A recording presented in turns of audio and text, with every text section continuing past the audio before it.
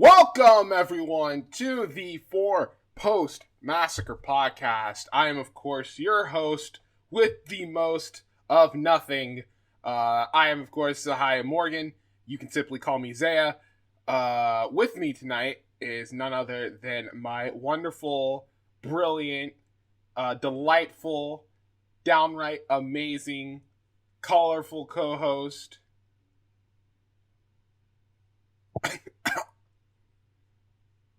Did it hurt to say that? I bet it did. Hello, everybody. In honor of what we'll be talking about tonight, it's your girl, Billy Sparks. I haven't done that one yet. No, you haven't. I'm coming back. I'm coming back. Really surprised that it took you this long to get there. I thought, well, with the show tonight, it made sense. Since we will be talking about JCW later on. Yes. And speaking with us for JCW and everything else we have planned here tonight, we've got none other than a man who's been here before. He's the lead owner of UCWL, also a part-time commentator. Mr. VPOC has joined us again. Yeah. Greetings, one and all. No. I am back once again on the Four Corners Podcast Massacre. Yes, I think that's the words in which they are arranged. But and unlike the previous time, I'm actually on vacation from my job, so I can stay up all night if I need to for this. Hell yeah! So we're gonna be talking. What are we talking about tonight? We got a lot to talk about, actually. We do. We got to talk about some. Well, of course, we're going to be talking about JCW. They had a show recently that all three of us watched. Adam was at that show, so this is why we are reviewing it. We also will be talking about AEW Dynamite tonight and Rampage, and we will be running down the card for Full Gear, because this is the last time we're going to be talking about it before Full Gear airs. We also, unfortunately, have to go over the news, and pretty much the news. Surprise! Yeah. Hey, we were good for like a good little stretch of time. Unfortunately, we're going to be going over the releases. We also got some news from New Japan going as Wrestle Kingdom nears. We got some confirmation on at least one match that is happening. Also, future matches, maybe. We're going to have to stay tuned to find out. Also, Adam's going to we're going to hand it over to Adam on the Indie Corner segment, as always. And also, we're going to close things off by playing our theme song game show yet again. This time we're traveling all the way to the Ruthless Aggression era. So I'm going to see if it's time. It's my time. We're going to see if Adam can finally stump me, or VPOC can finally stump me, or if I'm walking away a 3-time winner on this podcast. It's not fair. I gotta pick the music? No. He picks the music. We have to guess. If we don't get it right, he gets points for doing nothing. Exactly. Okay. Without any further ado, let's just jump right into it. Let's get onto our AEW Dynamite review. Crash, bang, boom, flash in a pan, and a pea in a pod, and a zoom and a bang and a bang. There's no more roads to the top. I don't know what to say. We're in Missouri at the Cable Dahmer Arena for November 3rd, 2021's AEW Dynamite. I think, too, just before we really get into it,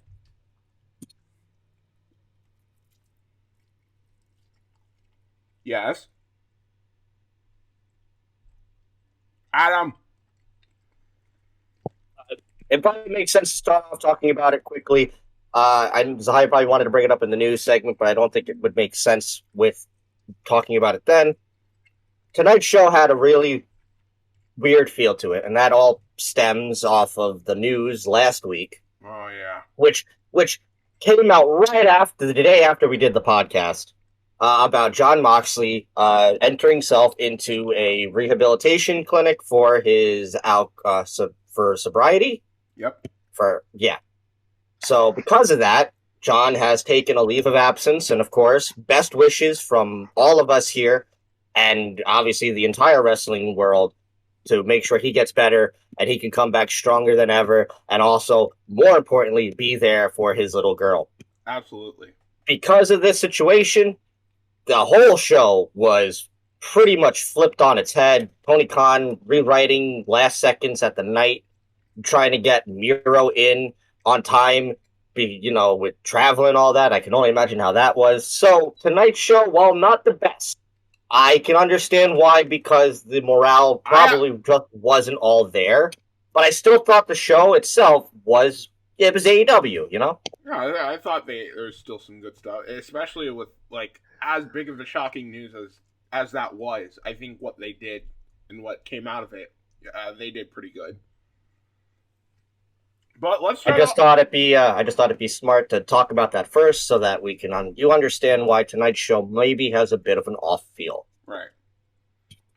But we'll kick it off with Kenny Omega versus Alan Angels. This match coming straight off of social media, I believe, a day before Dynamite was supposed to go on air.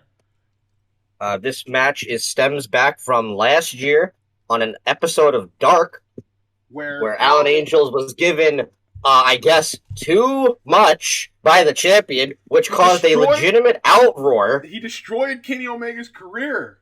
He destroyed it. Made him look like a damn fool. Ryan Satin being a piece of shit. And an idiot.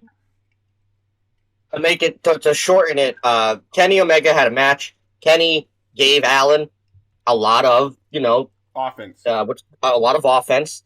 And Ryan Satin, being the stupid WWE pleb that he is, went on social media making it very clear that AEW was very stupid for doing that. And, he was put in his place pretty quickly. And that's why he works for the Fed. But this match, I thought, was pretty good for an opener. Yeah, they did some stuff. Alan got to really showcase what he's all about. Considering he doesn't usually get to do that much, I just think that normally he's usually on Dark and Elevation, where you got Stu and Evil and Silver and Reynolds. They're usually the ones on. And Colt Cabana. Well, no, not even Colt even wrestles that much on TV. He's usually on the outside. That's true. But Alan got to show out a little here. Like I said, the match was pretty good. Alan was really aggressive. This is on par with what they delivered last time. He was at that point, so Alan was able to scout due to the fact of the familiarity, which I was very happy that the commentary really put over that this had happened before, guys. This is a thing. Really putting over the Alan Angels thing here. When did he stop wearing the mask? Not too long ago. Yeah, he only stopped doing it recently. I think it was a few weeks ago. Yeah. Oh, all right. It might have been after that big tag match that they had with who was it? It was the Wingman or something. No, it was with the Hardy Family Office. Yes, the one where they all put aside their mutual differences. Yeah. So, yeah, they have a pretty equal back and forth match. Kenny eventually, he hits a V-trigger. Alan kicks out of it, but Kenny goes off the ropes again, hits another V-trigger, gets the victory, and puts Alan Angels away. Kenny even gets on the mic, he says, You nearly ruined my career again. So now I'm gonna end yours. And he got a chair. It looked like he was going to one-winged Angel, Alan on the chair. But who should make the save but current number one contender, Hangman Adam Page. Then comes in, runs down Kenny Omega. Kenny gets the better of Hangman, though. He looks like he's going to hit him with the chair. Allen takes the chair out of Omega's hands. Hangman tries to go for the buckshot lariat, but Kenny ducks, getting out of the way. And then Hangman grabs the belt. He says, Kenny, I think you forgot something. He says, I'm a fair man. I'm going to let you have that back, but you better hold on tight to it as long as you can because you got about 10 days. And that's how we ended that segment. Really good post-match segment at the end there. I really liked that. You see how... Yeah, listen, it just proves, like, even something as simple as this. Like, there wasn't, like, a huge segment as we've seen in the past. Really simple. Came out, helped his friend, and just clearly states, 10 days, dude. 10 days, that's mine. Effective. Simple fucking effective booking. And it really And to hell with Bully Ray and his stupid opinion. Did he say something? What the hell did Bully Ray say?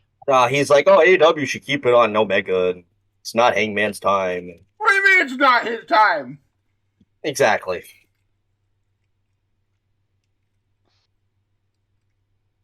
Then again, when's the last time Bully Ray said anything that was accurate? That is true. When he was stuttering in ECW. So we go on to that. We go to Malachi Black, who is backstage, says that he's been banned from ringside from the Cody Rhodes and Andrade El Idolo match taking place later on tonight.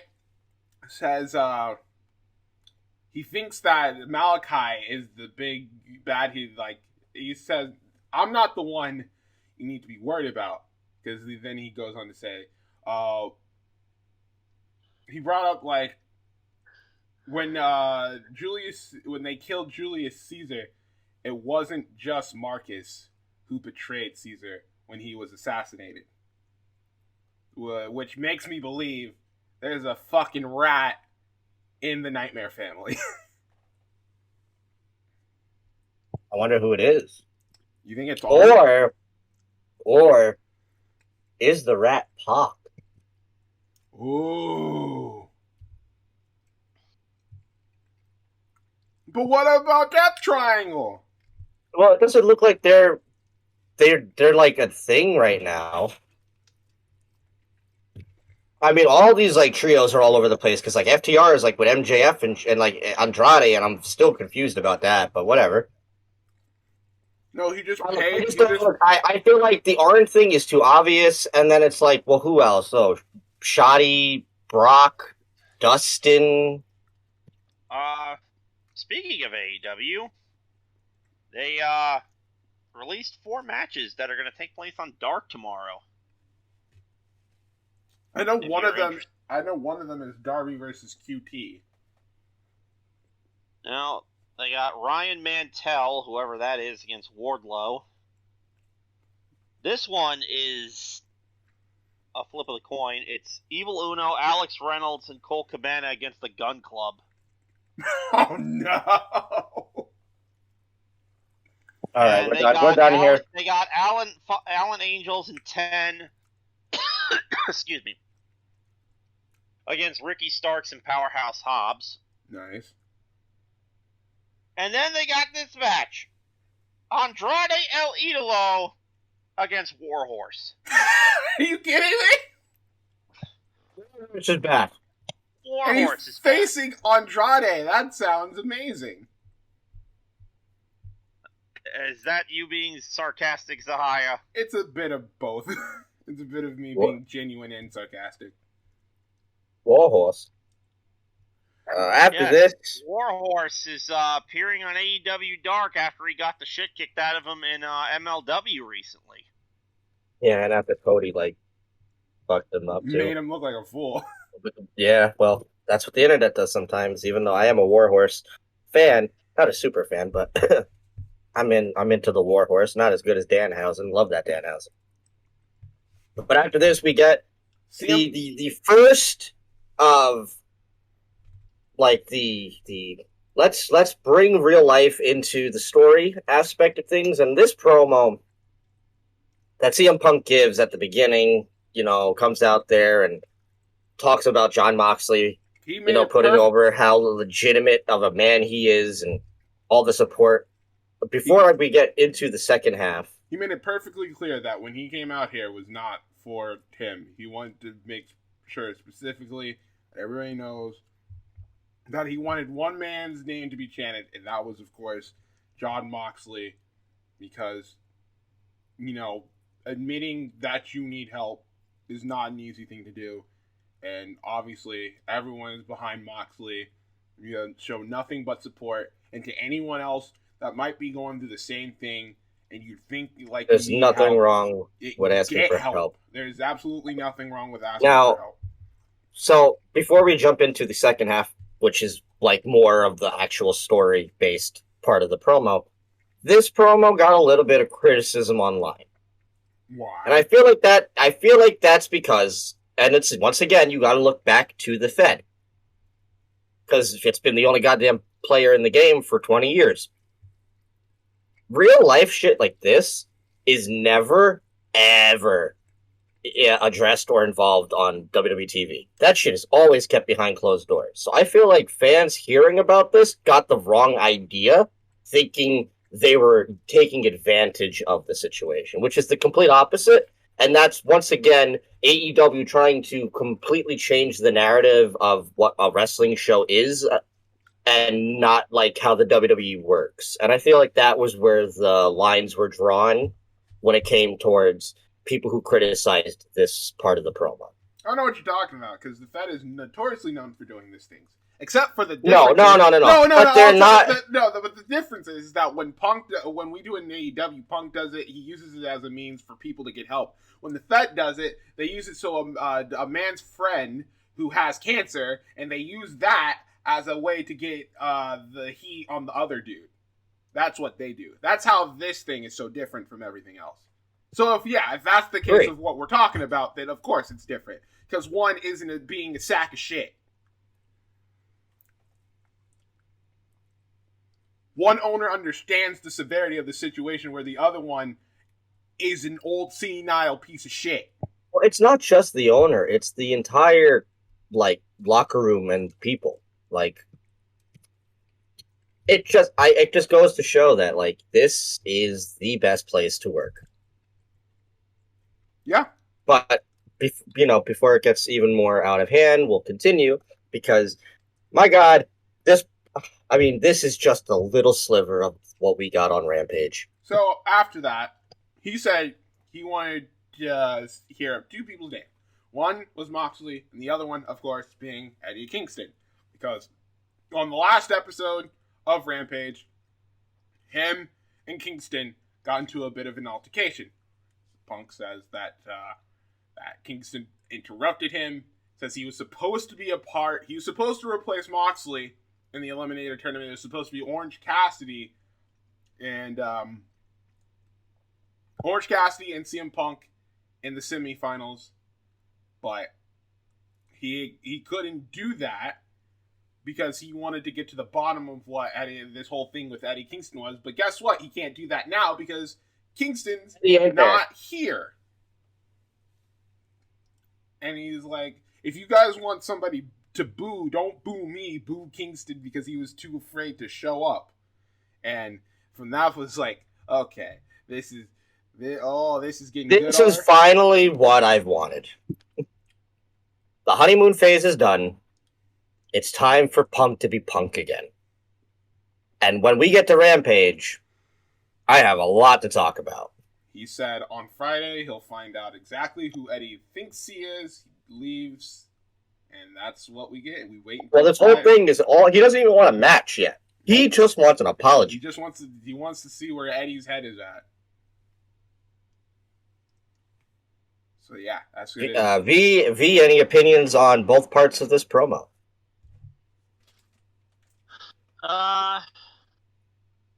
Not really. I actually missed this part because of where was I? Oh, yeah, I was at dinner when that happened. I missed a good couple of minutes of the first part of AEW. All right, that's fine. After this, we get a bit of a Miro promo saying, yes, he said that God cursed him. He warned them. He waited, and now he's put into this eliminator tournament. And he's now God's forsaken champion. He doesn't know if God is exactly if he's trying to help him or if he's messing with him. And he's like, how do I need to prove myself to you? How do I need to prove myself to her? Her obviously referring back to his wife, Miss C.J. Perry, also known as Lana. I just like how Lana is just a part of the whole Miro lore without her actually being there. I think that's a cool thing that Miro has added. He says the road home will be paved with skulls, and who dared to stand in front of him. He said he will be champion and he will be loved. And then he says, then you will know what it will be like to be forgiven. Miro rules is what I'm getting at here. Miro is the fucking best, and it's like, what the hell, Fed? How did you miss this guy? How did the Fed miss a ton of people? That is a good question. It is a great question. This Miro, which I hope we get to later. This Miro has more layers to him than any of his fucking characters in the WWE, and that includes when he first came into the WWE. That includes Rusev Day. Exactly. And also, like, Rusev Day was awesome. And Rusev, well, yeah, the sad part about it is that Rusev Day wasn't even supposed to be a thing, you know? It just shows how they act. But also, like, I think Miro's biggest problem, and it seems to be a lot for a lot of people, is, oh, well, he's foreign, he doesn't speak great. Fuck that shit. This dude's one of the best promos in AEW right now, and I understand every word he's fucking saying. Yeah, just really good. Fantastic. I love this. I love Miro. I would say tonight, the overarching, for me, was all of the actual promo segment. The matches were good here and there, but I thought, like, a lot of the building blocks for this episode, especially the next part we're going to talk about, was really well done. This was very much a story-driven show, to say the least. And we continue that because we're backstage with the Super Click. Alex Marvez. Alex is back. Alex Marvez back at it again, interviewing the Super Click. But before they could really say anything, Cole points out that last week when they lost to the Dark Order, it was a fluke, so it was never going to happen again. I don't know. It was after the show they mentioned the match, but all of this was basically leading up to a match between him and Silver on Rampage. Before Cole can really say anything else, he's then confronted by Christian Cage, who is now, after being gone for so long at Impact Wrestling, finally found his way back to AEW. But he's not the only person, because Luchasaurus is also back, and those two pretty much go at it with Cole and the Young Bucks for a bit. And so they're brawling on the ramp out to the floor, near the ring. The Super Click at one point get the man advantage, but that stops shortly because here comes Jungle Boy with a beard. He's got a full-on beard now. Jungle Man? Yeah, I was about to say. Wait, he's got a beard now? Yeah, he's got full-on facial hair. Jungle Man. And he just out of nowhere, and just flies off the stage. Crash downs on the Super Click. Matt was about to jump at one point, but Christian spears the shit out of him, which was really cool. He's gonna look for the kill switch. They're also on it's not the stage, but this little platform that's attached to the stage. Yeah. And he's gonna go for the kill switch, gets super kicked for his troubles by Nick. And then Luchasaurus just does his awesome choke slam onto another person. He grabs Nick and choke slams Nick onto Cole. Which, God, I hope that's in the video game. That's such a cool fucking move. Jungle Boy puts the snare trap on Adam Cole. Adam Cole fades, and this leads to the first concerto in AEW. Yeah, Christian grabs 2 chairs, puts Adam's head over the first one, then grabs the second one, smashes Cole's skull in. His brain is mush. It's scrambled eggs at this point. Cole is twitching. He's pretty much dead to rights there on the middle of the stage. But yeah, Friday he's got a match with Silver. Yeah, good luck. Yeah. And that's the end of that. Luchasaurus, Jungle, and Christian stand tall. It looks like the Super Click and the Elite are crumbling. Or are they? We're gonna have to find out. Oh. Well, after this, we have the AAA tag title open challenge. Yeah, I know. Dax Wheeler and this is where I came in. Oh well, I feel so bad for you. All right. Well, the match wasn't bad. So it's Dax and Cash. They took on an open challenge, and it ended up being answered by Aerostar and Samurai Del Sol, the former Kalisto's first match since being released. I will say this: I thought Samurai Del Sol looked really good.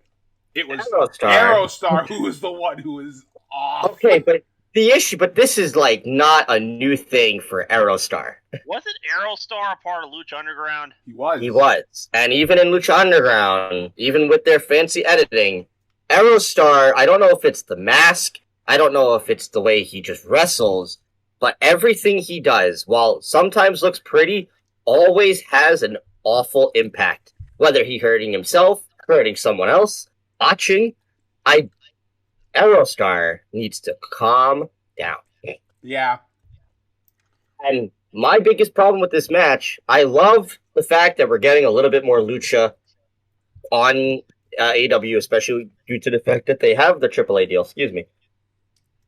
But I don't think these guys meshed well. Of course we're getting more lucha. We got the greatest luchadors in professional wrestling in the FTR now.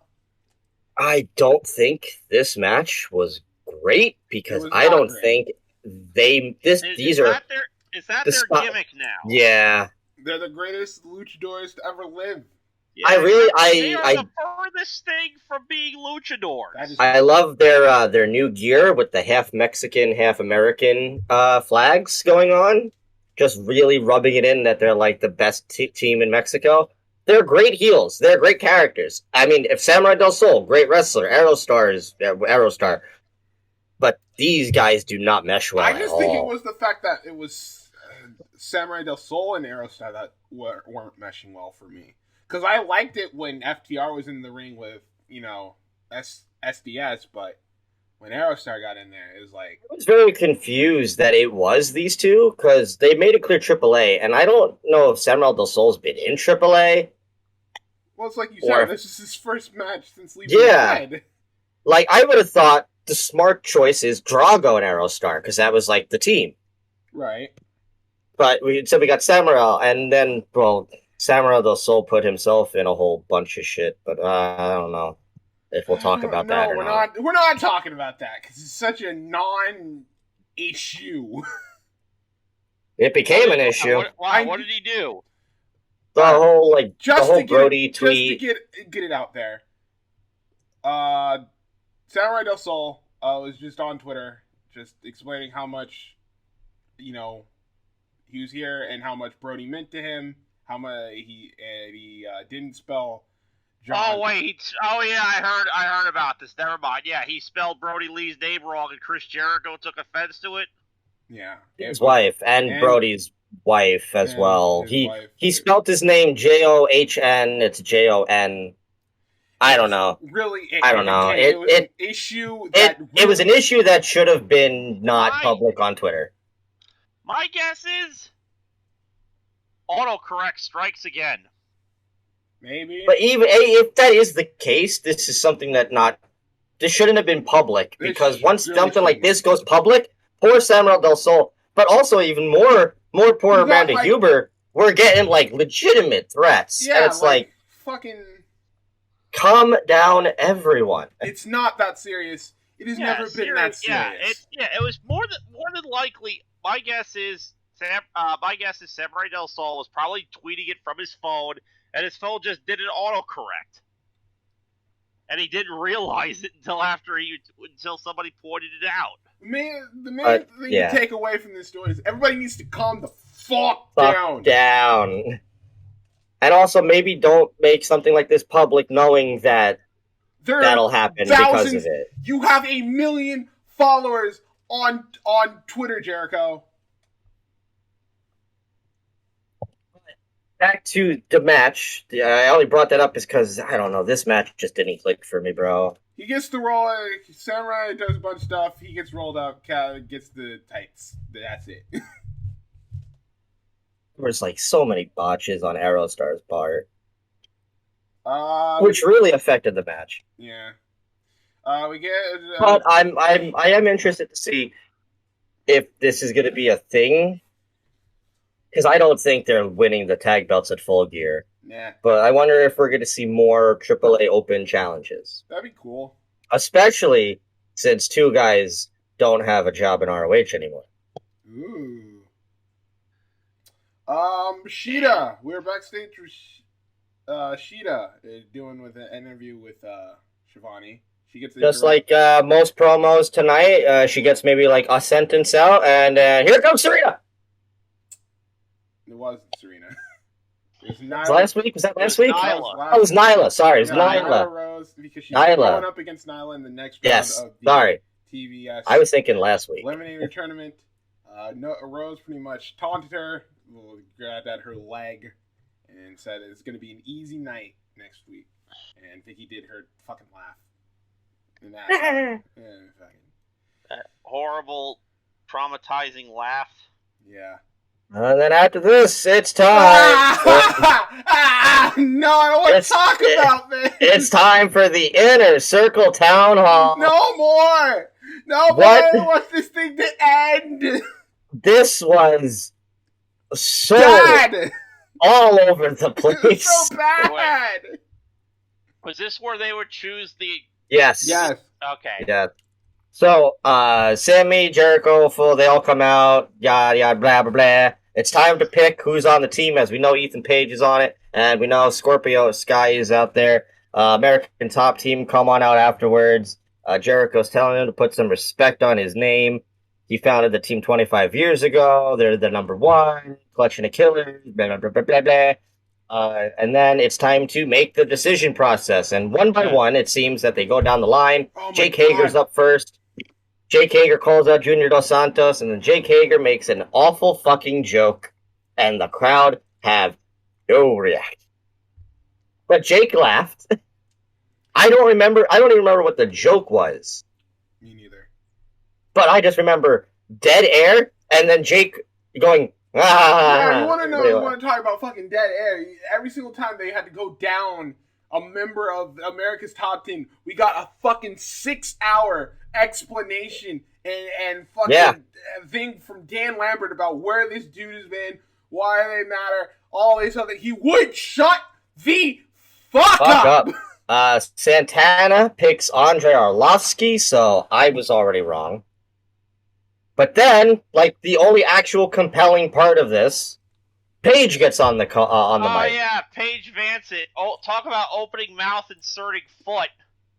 Paige gets on, makes it clear that she'll take on all 5 guys, and Jericho makes a sexist comment saying, "Oh, 5 guys." Yes, the joke writes itself. They call her a slut. In Ortiz says something in Spanish. Sammy says he called you a bitch. Sammy on Twitter afterwards making very funny, saying he's very good at Spanish. That was funny. This all then brings down to who's it going to be. I really thought it was going to be Paige, but Jericho's like, "No, you're a woman." And I'm like, "Oh, is this what we're doing?" Yep. It's 1990 all over again. Uh-huh. But what I called from the goddamn get-go, who's the last man that's going to get chosen? It's none other than Dan Lambert himself. Which will be who fucking loses it. I hope he gets the shit kicked out of him. I hope Dan Lambert loses it. I hope he gets the shit kicked out of him. I can't stand the asshole. I hope this match goes on for 5 minutes and I never have to hear about this fucking garbage again. Well, I think like I said, I think the real big talking point so far for all of these weeks has been the person who's not even in the match. And that's Paige. Yeah. Where's Paige's match? Is Paige getting like groomed up to be like she's gonna join the company? She recently on her Instagram today said that she wrestled. I don't know what that implied. Give me more Paige fans. I have more interest in Paige than do any of these fucking assholes in either group. Well, I've said she's the only one who's actually a fan of all this shit. Now, yeah, like I said, Junior and Andre and the rest of the top team have turned a new leaf on wrestling because of AEW's involvement, but Paige was always a fan to begin with. She's the only one who's naturally also good on the mic, besides Dan. But when Dan rambles, it's like go away. Go. Just get to the fucking point. Like, it feels like this is leading to a Paige versus Jericho match, and I just don't think that's gonna happen. No. So where the fuck does it go? Maybe we get a female member of the Inner Circle. Layla Hirsch. Sure. Someone. Is it Layla Hirsch? Doesn't Layla Hirsch have MMA background? Yes. She has like legitimate like collegiate wrestling background. Yeah. Oh, okay. Why? So it still would work. It has like there's your real like fight feel. It's like the wrestler versus the brawler. I don't know. It speaks for itself. This thing was way too fucking long. Yeah. But thank God, after Sunday, it's over. Hopefully. Then we go backstage. Wait, the show's on a Sunday? Saturday. That's okay. Sorry, Saturday. Yeah, I'm so used to Sunday. We go backstage. Shivani's interviewing Leo Rush, Dante Martin, Matt Sydal, and Lee Moriarty. He's on Dynamite. Finally, we get to talk about Tiger Style. Lee Moriarty, one of the best going today on the independent scene. Also representing BSB. Yeah. BSB? Billy Stark's brand. Yeah. Oh. We'll talk more about her later. I've only seen like a handful of Lee Moriarty matches, and all of them he's lost. He does that a lot. He loses a lot. Like, I saw him in MLW. He lost to Calvin Tankman. Was it the Opera Cup? No, it wasn't the Opera Cup. It was the. He lost to Bobby. No, he lost to Bobby Fish, and then he lost and to Calvin Tankman. Yeah. And so, what is this whole Tiger Style thing? It's his own style of wrestling, where he takes like every other style and kind of makes it his own. Is he like a tiger mask or something? Yes. Yeah, actually, he has he has like a tiger mask that he wears. It's just so that's what I was asking. He's really, really good, I think him just like Dante. This is going to really, maybe, hopefully, break him out. Is Dante Martin like official heel now? I don't think he's a heel. I don't think it's happened yet. I don't know what. To be quite honest, I don't know where this whole thing with him and Leo is going. Well, it's going to be leading to a match. It has to. Well, we already know. Well, so this one, like, Sydal pretty much congratulated Dante on the win, but he still believes that Leo's a piece of shit. So he says, "Well, Leo might have Dante. I went out searching. I got a protege of my own in Lee Moriarty." And so this basically is like, how about me and my protege takes on you and yours, and we find out who's the better then in a tag match. So that's going to happen this Wednesday. Hell yeah. On Dynamite. Oh my god. It'll be Leo Rush's official Dynamite debut. Lee Moriarty's too, maybe? Yes, it is. So that should be fun to see. That match is probably going to be just insane. It's going to be great. I predict it'll probably be the opener. I would open with that. I would too. That is the perfect opener. Some flippy shit. some real good technical based style. That screams indie opener if I've ever heard of one. Then it is now time to continue on with our TBS Women's Tournament. You want to know? So it's Anna Jay versus Jamie Hayter. Jamie Hayter. You want to know how this one goes? They tie up for a little bit. We immediately go to commercial. Anna comes back. Anna's making her comeback. She goes wild on Jamie for like 2 minutes. She gets her leg pulled. Jamie Hayter takes advantage. Gets the lariat. 1, 2, 3. That's exactly how it should have been. This is how it was. It was look, because the whole point of this match was never about the match. It was what was happening afterwards.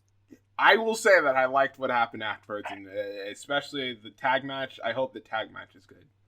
But so basically, this all leads to Baker, Hayter, and Rebel attacking Anna after the match. Ty comes out, makes the save, but she gets beat up. And then Thunder Rosa comes out. Thunder Rosa. Which is exactly what I've predicted all this for weeks now. Jamie Hayter beats Anna. Jamie now has to fight Thunder in the next round. Where does that lead? Oh, that's going to set the inklings for the fucking eventual Brit and Thunder match at Revolution. That match should main event Revolution. It is. It should, yeah. It'll probably be semi-main event, maybe. I would main event it knowing that next, you don't have the Kenny and Hangman thing anymore. Oh, So, you know. Also, apparently, bit of an interesting news coming out of Raw. I don't know if anybody gives a shit about this, but MVP's back. Great. Wonderful. And Kevin Owens turned heel. What? Yeah. Anyway. Alright. We're moving on. So this sets up this Wednesday another really cool looking 6-woman tag match. It's of course going to be Britt Baker and friends taking on Anna and Tay and Thunder. So Thunder Rosa for one night only is a member of the Dark Order. Yeah. Even though Tay isn't a part of the Dark Order. She is a part of the Dark Order. Is she officially now? Yes. Oh, okay, good. Well, it's about time. Anyway, it's time for MJF. Well, first we get a backstage fragment with Mark Sterling and Jade Cargill. Oh, yeah, this is like a Jade Cargill promo. Mark's. I'm sorry. I don't see the appeal of her. This is where she comes up with the great whole thing with the TBS title. This is a good tell you to that bitch show.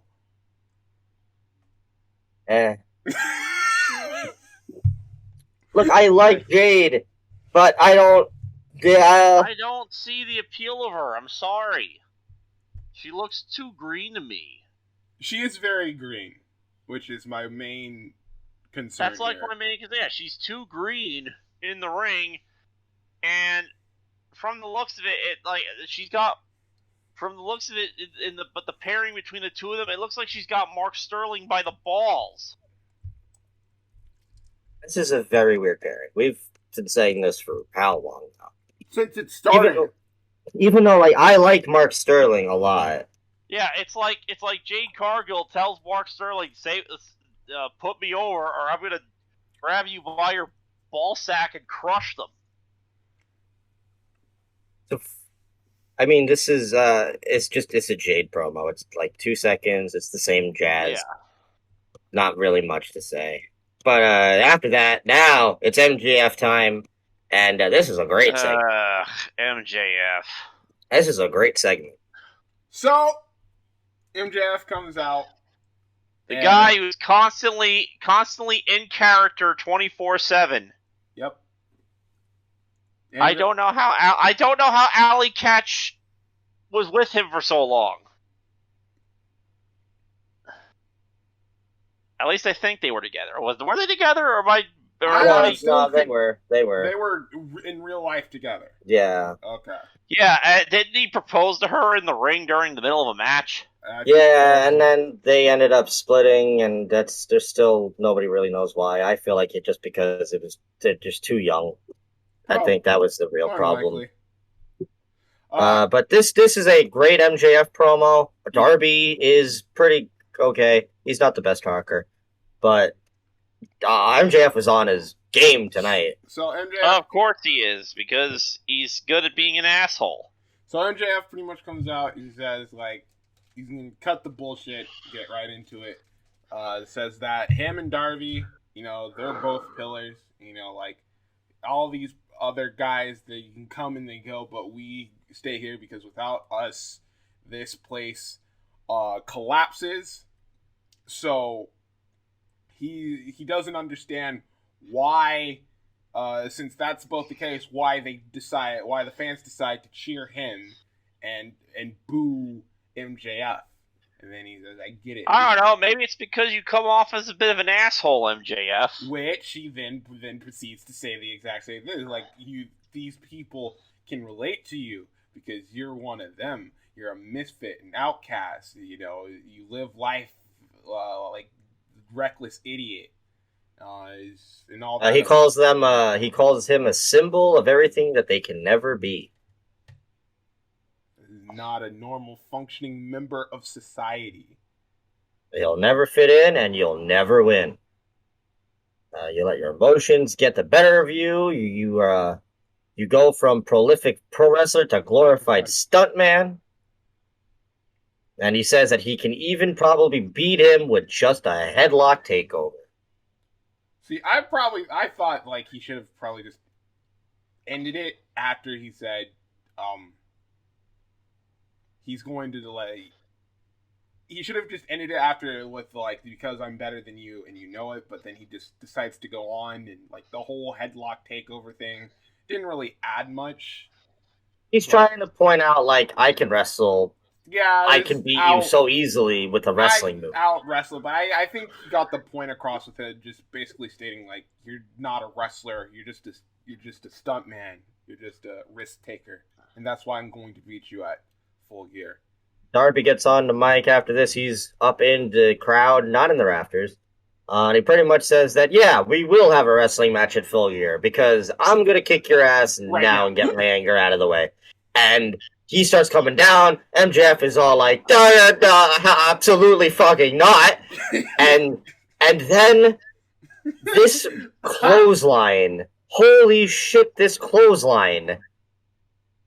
MJF is in the crowd, like right by the barricade, and Darby comes fucking sprinting. No, you're missing the best part.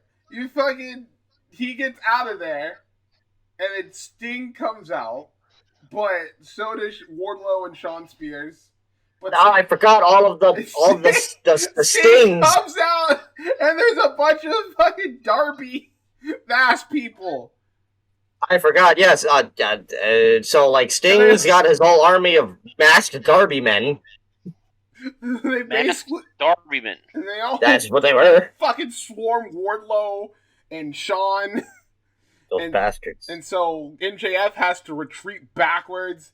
That is when he gets back in the crowd. Darby splits the crowd and just clotheslines the fuck out of him. This bump was sick looking. Like, holy shit, the velocity in which Darby just throws his body. I was like, oh my god, they're hurt. Somebody's hurt. Awesome shit. Yeah. MJF retreats, cursing out Darby, and there we go. We are off to the races. That is your match for Full Gear. After this commercial, then we head back to the ring. It is Andrade El Idolo taking on Cody Rhodes, who is Isn't that's the main event, right? No, it is not the main event. It was not the main event. Cassidy and Miro. Miro was the main event. Totally forgot about that. Adrenaline in my soul. Here comes Cody Rhodes. Cody was still booed. Yeah, well, you know. But hey, listen, it's part of the gimmick. But this match was great. Yeah, this was a really good match. Cody and Andrade, very first time ever, I believe, too, right? And they worked. Worked really good. I don't think Cody and Andrade were in the E together. Cody and Andrade at one point traded figure fours. I mean, Cody should just went for the pin there. I mean, Andrade at one point hit a vicious back elbow. A lot of good stuff here, but the story. Beautiful, like that split-legged moonsault he's been doing lately. Yeah, where he stands on the top and just drops down. drops, and it just perfectly hits. It's amazing. John Morrison was. That reminds me. Did you see the double jump split leg that Jacob Fatu posted on his Twitter? I don't know if we talked about that last week or not. No. He posted a video of his match with him in Hammerstone where he did a double jump, split-legged moonsault, and it was the craziest thing, one of the craziest things I've ever seen, considering how big Jacob Fatu is. He's a beast. Yeah. So that's why you brought him to the ZZW, right, Zahaya? Yeah, absolutely. So this is a pretty damn good, wrestling match for TV. They're going back and forth. Then the ending occurs. But of course, it is a Cody match. We can't have a Cody match without some fuck shit. So Arn Anderson tries to coach Cody on the outside. He motions for Cody to roll over, to reverse it. Jose is the Andrade's assistant. He jumps on the apron. Arn pulls him down. While this is all happening, Cody gets rocketed to the outside towards Andrade with a tope suicida, but then fucking FTR are under the ring. Sure, yeah. And I'm like, wait, huh? And so they smash Cody with the AAA tag belts. Andrade rolls him back in the ring, spikes him with the El Idolo, and Andrade gets the pinfall, which I thought was, surprising. But also at the same time, what's FTR doing with Andrade? I thought that was a one-time deal. He paid for their services again. Again? Yeah, we find that on Rampage. No, I don't remember that. Yeah. But it feels like this is a thing for now, at least. Maybe a sign of things to come. Maybe I guess Andrade tries to steal away FTR from the Pinnacle. At this point, are the Pinnacle even a thing anymore? MJF and Shawn and Wardlow are.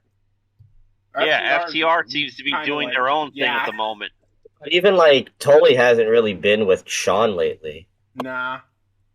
So I don't know. I guess it's we're still associated, but we're doing our own thing. Kind of like what Santana and Ortiz were doing for a little bit. Yeah. Yeah. Except I don't know. We'll see what happens. The Lucha Brothers come out to clean house on FTR. Lucha Brothers help out Cody. It's the end of this one.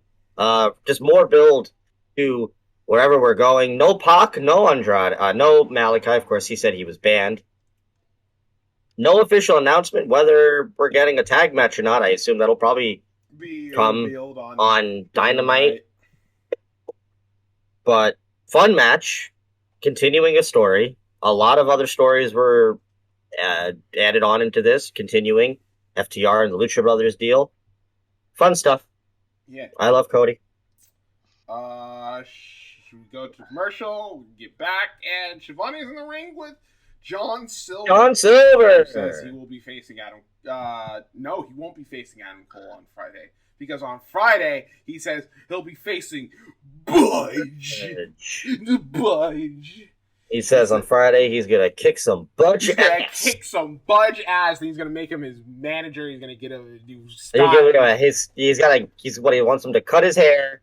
He's gonna become his manager, and his name is gonna be Budge.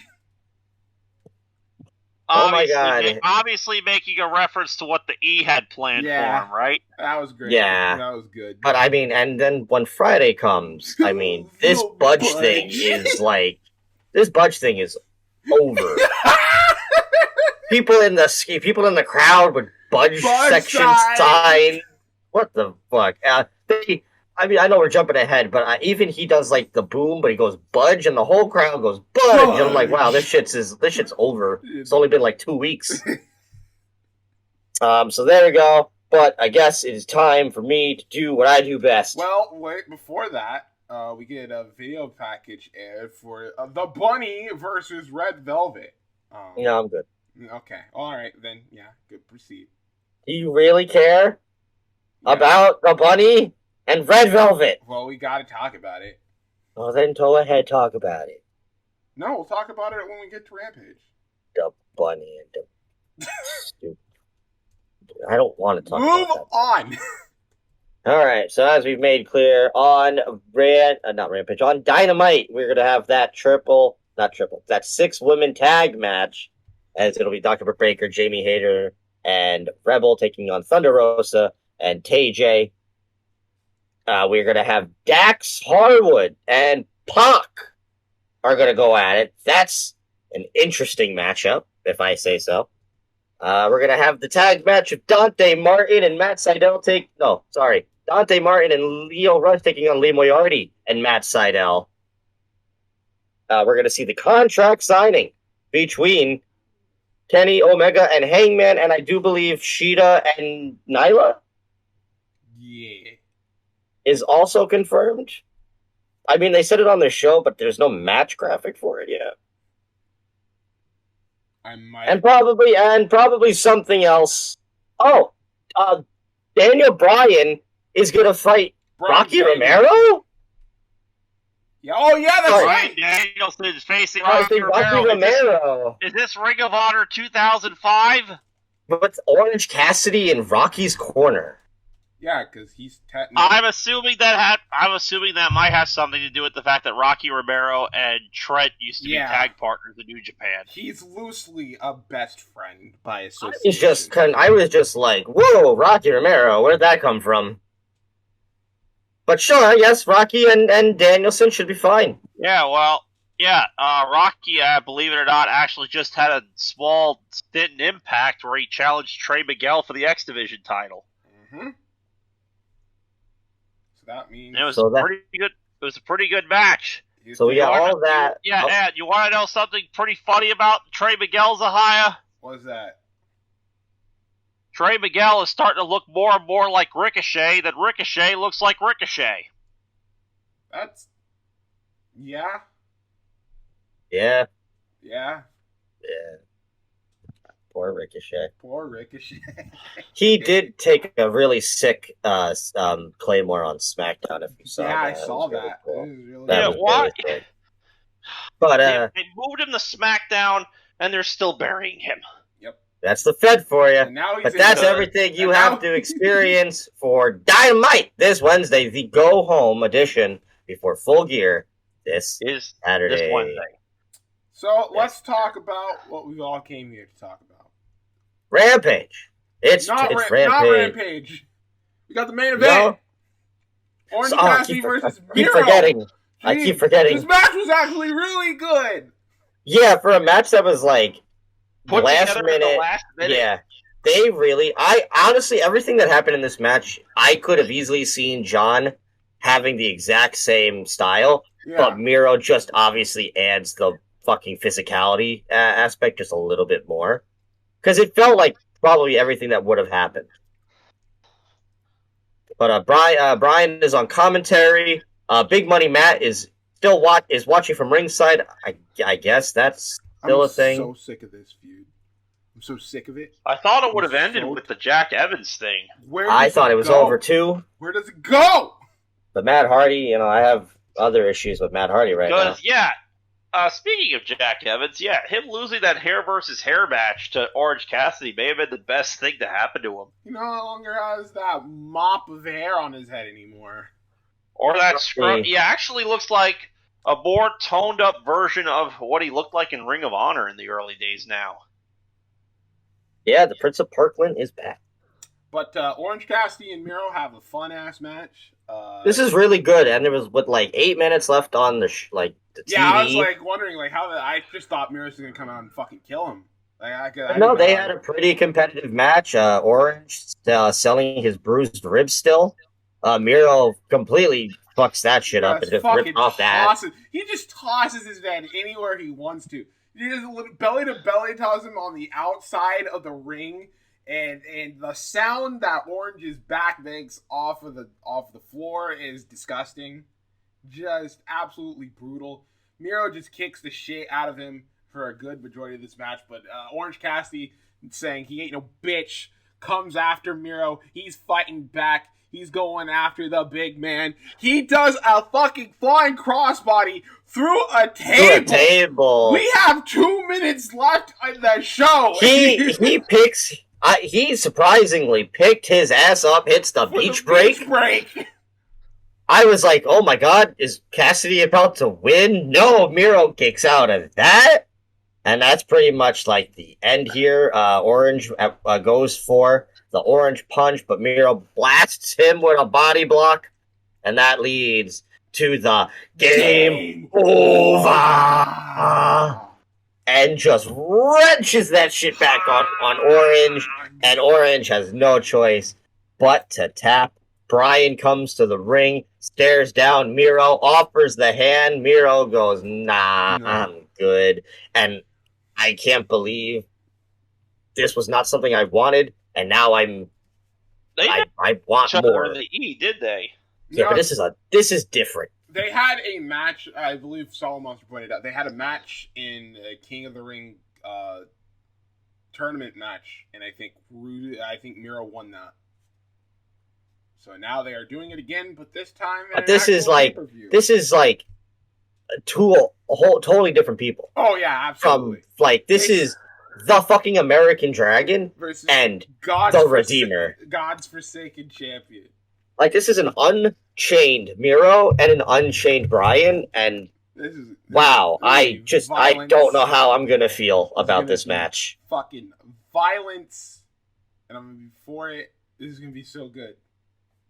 But now it's time to talk about Rampage. This is Rampage, baby. Rampage. See, sadly, I only saw one thing of Rampage, so here's the thing. The one thing you saw, pretty much the only fucking thing that mattered on this show. I will say that Adam Cole and Silver pretty much had the best match for AEW this week. They did. They put on a very good match. I did not catch the Anthony Bowens and Brian match. I went back to watch it. I thought it was really good. I heard Max Caster's fucking rap, which is fucking awesome. Let's just get into it. So we start off, it was Bryan Danielson going up against Anthony Bowens. I have no idea when this match was announced, but I feel like they only announced this match so Max Caster could do his rap. So Caster comes out, pretty much says his man grows cucumbers, and he's only famous for his wife's reality show. He says that Anthony Bowens' arms are bigger than his legs, and then the best night of the night, I'm gonna put Taz. I'm gonna put you in poverty, dog, because I end careers quicker than your father-in-law. Which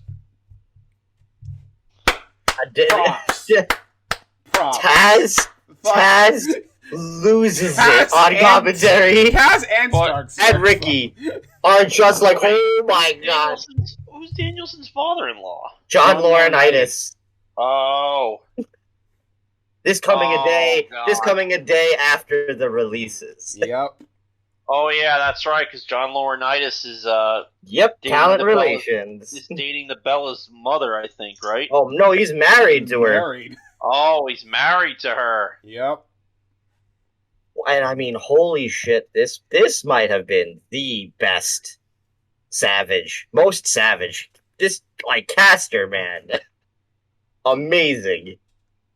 That was all I saw. So I heard the match was okay. The match was pretty good. Bowens obviously still getting it, but he looked pretty good against Danielson here. He hit like a sick. He's got a lot of cool moves, like the rope pong twisting DDT. Oh yeah, that move's pretty good. He's just. I'm hoping that's in one of the games. Bowens has been around for a while. Like, I've been watching him for a long time now. back when Creator Pro was it Pro Wrestling Syndicate? He was on that. Like, Jersey born and raised guy. Gotta represent my peoples. Oh my god. He's very good. I'm a big fan of him and, of course, Max. So I think I thought it was really cool that he got the shine here to fight Brian. I recently found out Max Caster's a Long Island boy, apparently. To be honest, I see a lot of upside with Bowens in the future. Like, I don't know what it is, but he's got the look, and he's obviously very talented in the ring as well.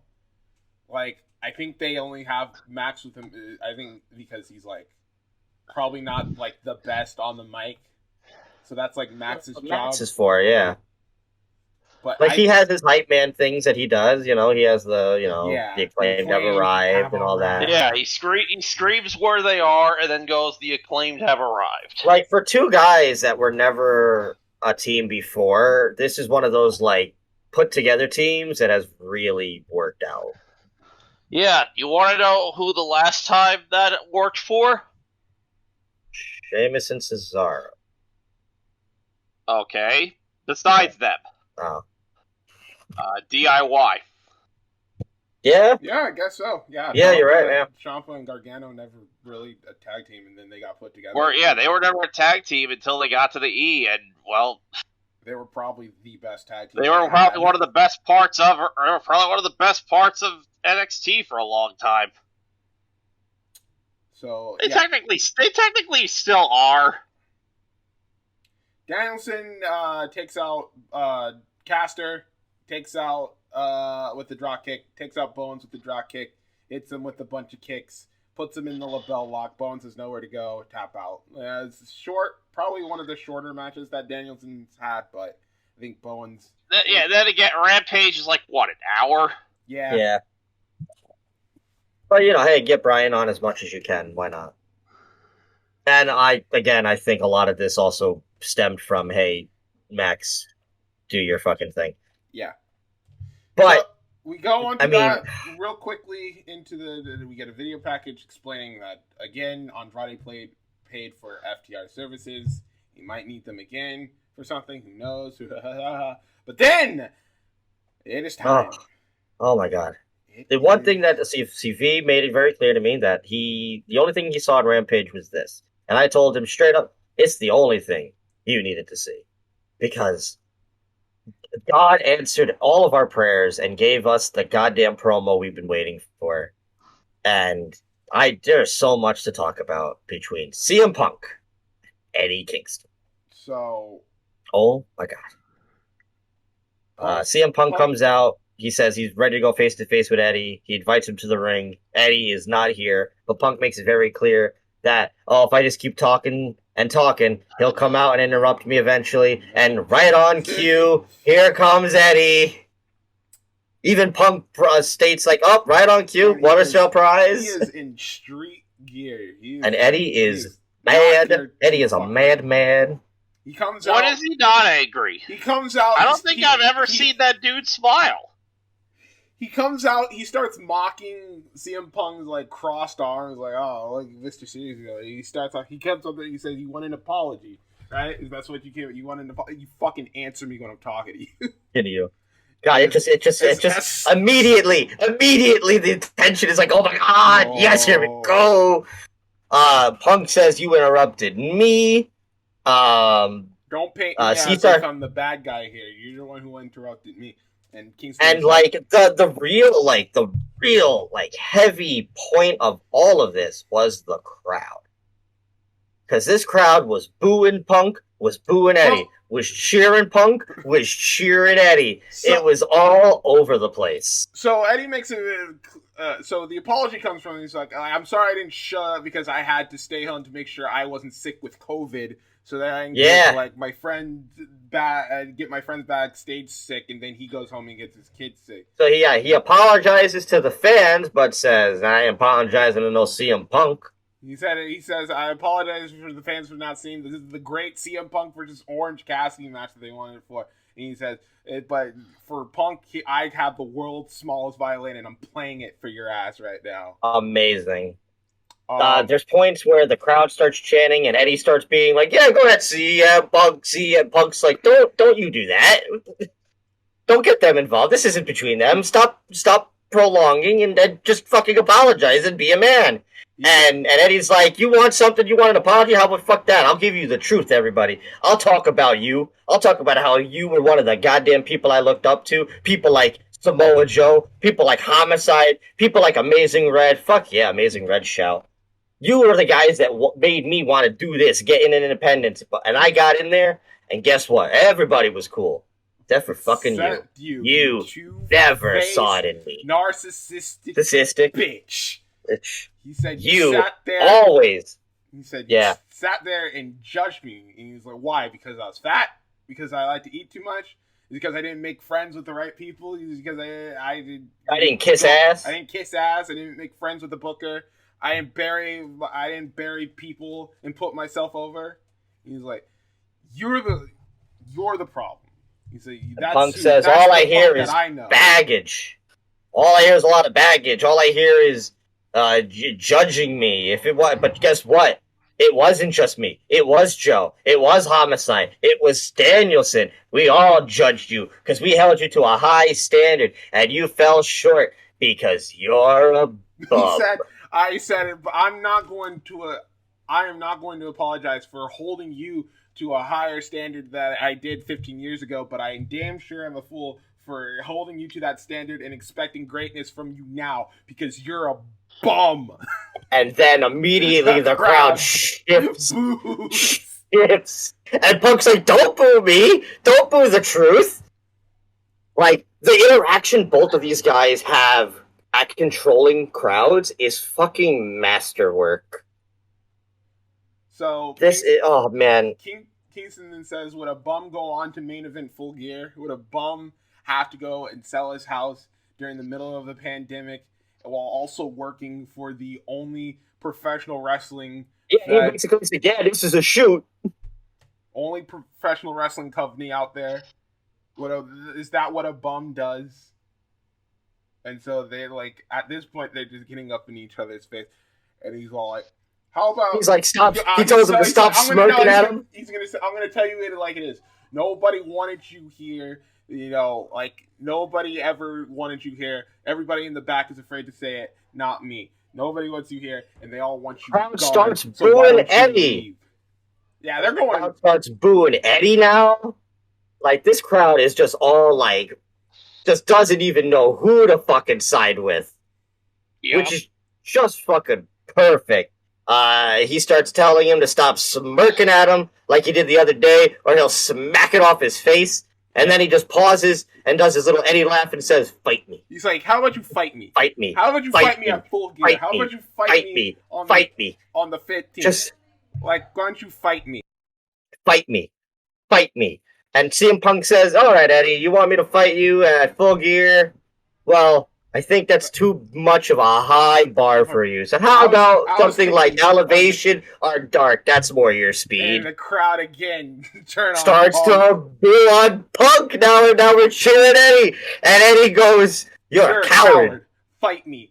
Fight me. Fight me. Fight me at Full Gear. And CM Punk says, fine, I'll see you on the 13th at Full Gear. But of course, But then Kingston says, I don't care about winning at Full Gear. All I care about is beating you so bad you quit again and leave for 7 years, and then Punk just headbutts the shit out of Kingston, and we're off to a brawl. And now the crowd is all fired up. This segment was so fucking good. The referees come out, they can't help. The producers come out, they can't help. Security comes out. Some of the roster comes out. Nobody can keep these two fuckers from fighting each other. They're going at it, and then just the beautiful memeable segment of Eddie going blah and Punk just fucking pissed. What a fucking A+ segment. This is the best thing all week. Holy shit, this is the best thing all week for AEW. This is probably the best thing all week wrestling. This was just this 10 minutes of these two guys just going out there, no script, all from the heart. Two of the best promos in the business. know what the best thing about that? You said it was 10 minutes. It was only like 6. It felt like 10. Exactly. And when it ended, I was like, no, more, please. Just keep going. Just keep talking. So now we know it's official. Tony Khan makes it. Tony Schiavone Excalibur announces during the brawl that Tony's made it official at Full Gear. They're going at it. And you know what? Take my money. Take all of my monies. Take everything I own. Okay, maybe don't take that. Yes. Take my soul. This is so fucking good. Since this was the only thing you saw, opinions on this masterful segment. It was brutal. And I loved every second of it. This is a better question. Who do you guys side with here? I side with Punk. I side with Kingston. Oh. I know that. Why do you side with Punk over Kingston? I like him better. All right. Punk has always come off as a little bit of a prick, and I don't think that comes to a surprise from anybody. He seems happier, but that doesn't kind of make up for like the years of garbage he spewed throughout his life. Some of it factual, some of it might be a bit exaggerated, but you know, it is what it is. I can't fucking wait. Eddie's always been like the realest motherfucker out there. Just think here. You're getting Kingston and Punk, Miro and Danielson, fucking Hangman and Omega. Like, already that alone, $60 well spent. Yeah, absolutely. I'll be seeing it in a theater. But we go back after this. We go backstage. We're with Christian Cage, Luchasaurus, and Jungle Boy. This all just pretty much Super Click, False Count Anywhere match, Full Gear, going down. That's gonna be insane. I don't know what the fuck that means, but nuts. This should be really fun. Should be very fun. Another match adds to the card. What, this is now our second stipulation? Yeah, second stipulation. I think so. But now it is time. It's time for the main event of the evening. No, it's not. I don't want to talk about it. This match is only good for Chris Danger, the front crowd. It's time for the Bunny taking on Red Velvet in the last first round match in the TBS Championship Tournament. After this, we will have our official second round. I did see highlights of that match. It is the Bunny taking on Red Velvet. Probably about a minute. So it is the Bunny coming out first. For the we go to a commercial. Then it's Red Velvet coming out. Stir it up, stir it up, stir it up, stir it up, stir it up, stir it up, stir it up, stir it up. Crowd could care less. Just like I do. The Bunny versus the girlfriend of Wes Briscoe. Running straight out of your mama's kitchen because she is beelining it to the ring. It goes right after the Bunny, and we're off to the races. These two are going at it. Red Velvet hits a flying wheel kick. Bunny curb stomps Red Velvet into the steps at one point. They go back in the ring. Bunny hits a drop kick followed by a Death Valley driver at one point. Then afterwards, they go back and forth for a little bit, but the Red Velvet was able to hit the final slice, which is the overdrive, for the victory, and she gets the Sahai, your favorite move. No. It's your favorite move. It's not. I really like it. I like the saxtification, though. I do like the way she does it, but it's still a stupid move. Yeah. Oh shit. Again, like... Well, I just found out something. I don't know if this is breaking news or not. What? WCW legend Judy Bagwell passed away. Oh, yeah, I figured I just remembered that. Now it's like I got to bring that up on the news portion now. Yeah. So like I said, the only good part about this whole match, she hits the overdrive, and Chris Danger in the front row just giving the good dead eye to Johnny. Chris Danger was in the front row? Yeah, he was. And he completely dead eyes the camera once Red Velvet wins. Everybody who knows exactly what he was doing. Yeah. Yeah, fuck you, Johnny. So, just like Zahaya hates the fucking overdrive. Doesn't make any sense.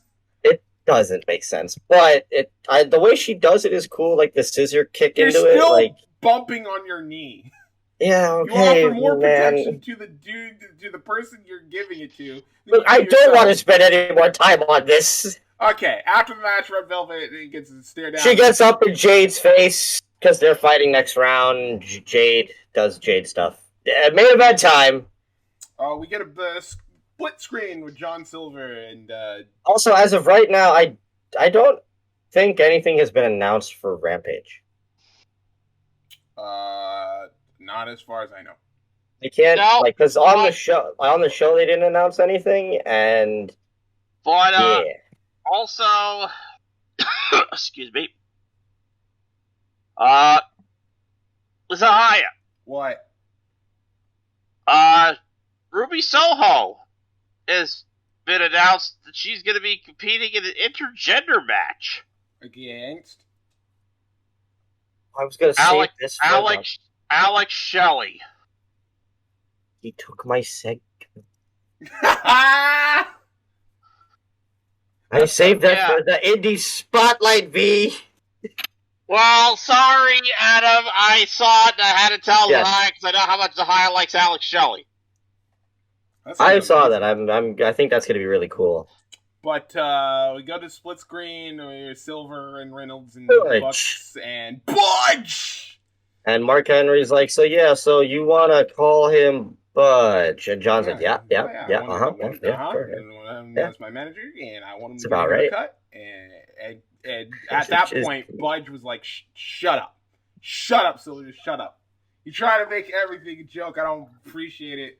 I'm gonna kick your ass. He's like, yeah, but didn't I kick your ass last week? I was dressed up as Bambi. I was Bambi. And so that was. And you lost. Yeah. So it is now time. It is John Silver taking on Budge. Adam Cole. Budge. Adam Cole comes out. He does the Adam Cole stuff. John Silver comes out, gets on the apron just like Cole, and goes, Budge! And then the match begins, and before it starts, John Silver gets down in like the Adam Cole baby, throws up, Budge, baby! And then just a pump kick by Cole right into fucking John Silver's face. Budge is a really bad friend. This is a good match. This is a very good match. John Silver is just so fucking good, and he's so tiny. He's a beast, and he's strong, and he's small, which is the best combination. His arms are bigger than his head.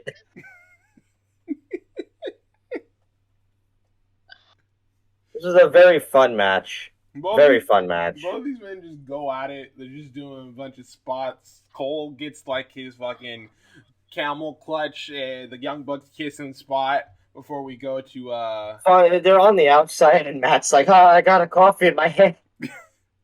Be careful.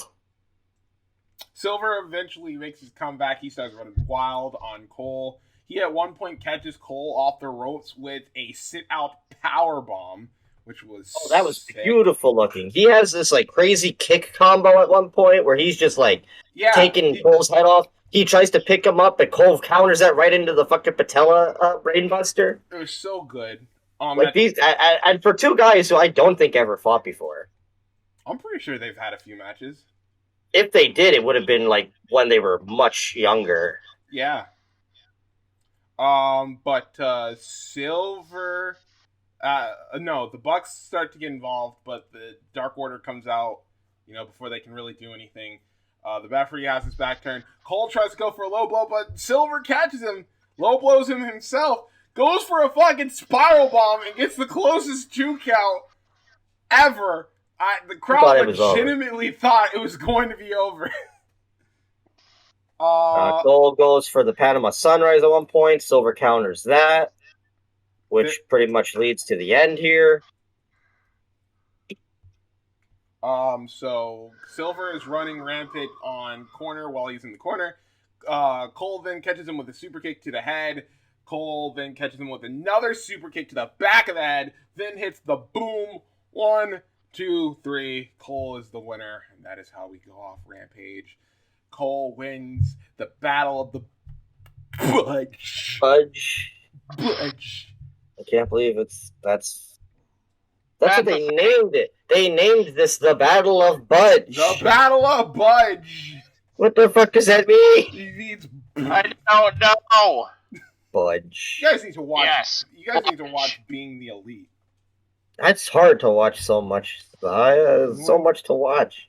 You want to taste? But that is. Do you want to taste? You want to taste Adam? No, I don't. Anyway, that's your AEW Dynamite and review for this week. Of course, now we head into the news segment. I was going to say now we head into Full Gear that's week. right. We gotta go and we gotta go run down. Well, I mean, if you want to save that for the news part, no, right. Absolutely not. This is a part of the.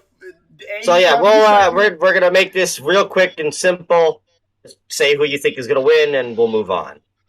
Okay. So that we're not here for 10 hours talking about this show, because we're gonna already have to talk about it next week. So I should have gotten the match card. That's like what I do. Going down the card, we have a singles match. These are the confirmed matches on the card. CM Punk versus Eddie Kingston. CM Punk.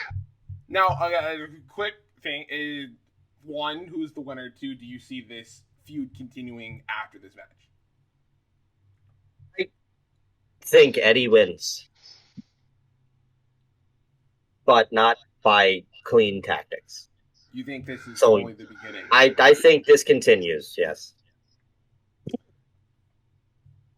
There's too much here. I'm going to say Punk wins, but Punk doesn't win by clean tactics, and the feud continues. All right. And V's already picked Punk. Falls Count Anywhere match. The Super Click versus Christian Cage and Jurassic Express. I think this whole show is the downfall of the Elite, so I'm going with Jurassic Express and Christian. Yep, same here. They need a big victory. Super Click already beat them one time on Rampage, so yeah, I'm going with Cage and Jurassic Express on this one. We got a singles match between... Before we get back, not only does that happen, I predict that Jungle Boy makes Adam Cole tap out. Oh yeah, because they've been really building that up. Yes. We got a singles match between MJF and Darby Allin. This is probably the hardest one to pick. Yeah. I want Darby Allin to win, but I got a feeling MJF will win. Yeah, I think MJF is going to pull some dastardly deeds and pick up the victory. I don't think this is the end either. Yeah, probably not. I don't think so. Who do you got, though? You got MJF? I mean, I feel like Darby needs a win, but if this continues, I guess you can do MJF now. I guess I'll go with MJF for now. Okay. That's tough. AEW World Tag Team titles on the line. Lucha Bros taking on FTR. The Lucha Bros. Lucha Brothers. They just got the belts. They just put the belts on them. They're not gonna friggin' take the belts off of them that quickly. Yeah, I agree. Can we just skip the next one? What are you talking about? I don't want to talk about the 10-man. We got I was going to bring up the AEW World Championship Eliminator Tournament final between Bryan Danielson and Miro. It's going to be Miro. I have to go with Miro too because I got Miro. Considering what I think is going to happen in the main event. Yeah, I want Danielson to win, but I got a feeling Miro will win. Again, I feel like everything that was intended for John is now going to be given to Miro. And yeah, which awesome for Miro. That's a great rub. Yeah. Match should fucking kill, though. Absolutely. AEW Women's World Championship match. Dr. Britt Baker takes on Ty Baker. Yeah, Britt Baker. Yeah. I do hope that Tay gets a good match out of this, but it's Ty, whatever. Ty, Britt Baker wins. Ty Conti. Now it's 10-man tag. Now who's being Samurai Del Sol? It's spelt the same way. Okay, 10-man tag. Minneapolis Street Fight, Inner Circles, Jericho, Guevara, Okay, Jake so- Hager, Santana, and Ortiz take on... I want the Inner Circle to win, Inner Circle. but there is this little voice in the back of my head that says, Dan Lambert pins Jericho.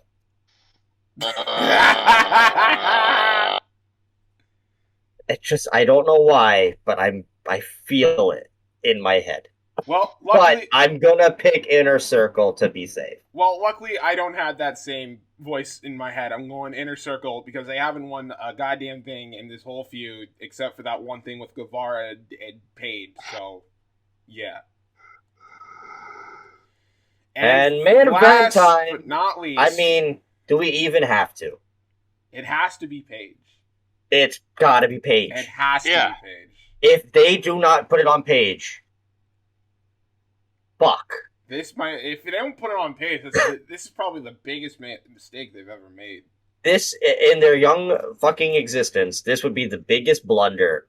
More of a blunder than the exploding ring fucking up. Yeah. Because if Paige doesn't win, I don't know if people are Going to care. willing to... I don't know if people are willing enough to want to see this continue into February. Right. Like, it's been enough time. It's at Full Gear, Full Circle, 1 year later after they were in the finals of the Eliminator Tournament. That gave Omega the opportunity to win the belt. Like, it's simple storytelling. Do not WWE this match. It is Hangman's to win. Absolutely. I agree. And there's probably going to be something on the buy-in. I'm still predicting Shida and Serena on the buy-in. Or maybe they'll put a TBS title match, tournament match on the buy-in. Because it's the only thing we don't have yet is a buy-in match. But like these 8 matches alone, this is a top 5 all-timer card for AEW. This is really good, and I can't wait for it. It's going to be so dope. I'm going to be seeing it inside of a movie theater, But, which I've never done before. So that's, How does that work? It's like going to watch a movie. I wonder if it's going to be playing near... It's in select places. They just officially put out the full chart for all the theaters that'll be playing it today, like as of this recording. Alright. So you can easily go and look it up. My ticket was $25, so it's a little bit more than like a regular movie, but you got to think this is a pay-per-view type deal. It's a special attraction. It's like, But from a 4-hour show too. But from like all accounts, it's not how the theaters work. I don't think they lower the lights like if you're watching a movie. I hear people are just like rowdy and ruckus as it is being at a live event. Like you're not watching a movie, you're watching it's like going to like Buffalo Wild Wings, but you're in a theater. So that should be fun. I'm excited to see how this works. Yeah. I'll give, of course, my opinions on how it went, and if anything fun happened at the viewing on our recap. But that's it. AEW is out of the way. It's now time to talk about the news segment. Yeah. So, because last week we had the same situation where we had a really big story. So I want to just do it again because I feel like we're going to be on it. We're going to be on it for a bit. So we're going to jump ahead, and I'm going to put the indie spotlight right now, get it out of the way, because there really wasn't a lot this weekend, and the one real big thing we're going to end up talking about anyway in the JCW show in a bit. Besides that, there really wasn't a lot that happened. Beyond Wrestling put on a pretty good show from what I heard. Ricky Shane Page has called out Zack Ryder for the internet title, Matt Cardona and Ricky Shane Page. God, yes, please. So that happened for Beyond's Reverse the Curse show. So, yay. GCW this weekend. Actually, on the same day as... Right? It's, Friday. This Friday, November 12th, GCW will present Evil Deeds. It's their double-header event. Also this weekend on Saturday at 4 p.m., they will also be presenting their 6th annual Nick Gage Deathmatch Invitational. Some of the matches for the first round have been confirmed. Eric Ryan and Masashi Takeda, Akira and Alex Colon, Rina Yamashita and Atticus Kogar, and Kit Osborne will be taking on a mystery challenger. On the Friday side of things, we're going to finally see Chelsea Green take on Alley Catch. Alex Shelley will take on Matt Cardona. Rina Yamashita takes on Charlie Evans. And a bunch of Leon Ruffin will make his debut for GCW, the former Leon Ruff. And a bunch of other cool things. Other matches that'll be appearing as well. They've also announced Blake Christian, since we'll be talking about him in a few seconds. Blake Christian, All Heart, like an hour after getting released. Yeah, I saw that. Will be back in GCW December 4th and December 17th. The prodigal son returns to his home. I was like, that was quick. Extremely quick. And it's rightfully deserved. And the only other bit of news that comes out of this week, and I didn't watch the show, but so XPW came back. Oh my god, are you really going to talk about this? There's 2 things I got to talk about. Not just this, but there's another situation that has occurred that's a bit more controversial than what XPW and all that. So XPW came back. They held a show in Rochester. Because they were in New York, the New York State Athletic Commission does not allow blood. So XPW had to run bloodless to the point where Schlack had a match with, I forget who Schlack fought, but the match ended in a DQ because Schlack got busted open. Nice. So, dope. Yeah. And of course, what I've already told these guys, the biggest, most heinous thing that this company did, there was a match between Rhino and Masada. Yeah. And Rhino hits a gore on Masada, and the commentator called the gore the Rhino. I couldn't have been more pissed in my life. Already, there are pictures. You can go look at pictures. There are maybe 50 people in an arena that could probably hold about 200. On the hard cam, the hard cam for this show, the entire crowd is blacked out. The entire crowd is blacked out. You can't see a fucking person. But then again, you couldn't hear any of them anyway because they didn't give a fuck. So the end of the show, the whole tournament that they're building to, it comes down to Willie Mack and Brian Cage, and there's 4, count them, 4 referee bumps. 4 different referee bumps in the main event. 4. Until Rob Black has to come out, bleach blonde Rob Black, which is terrifying,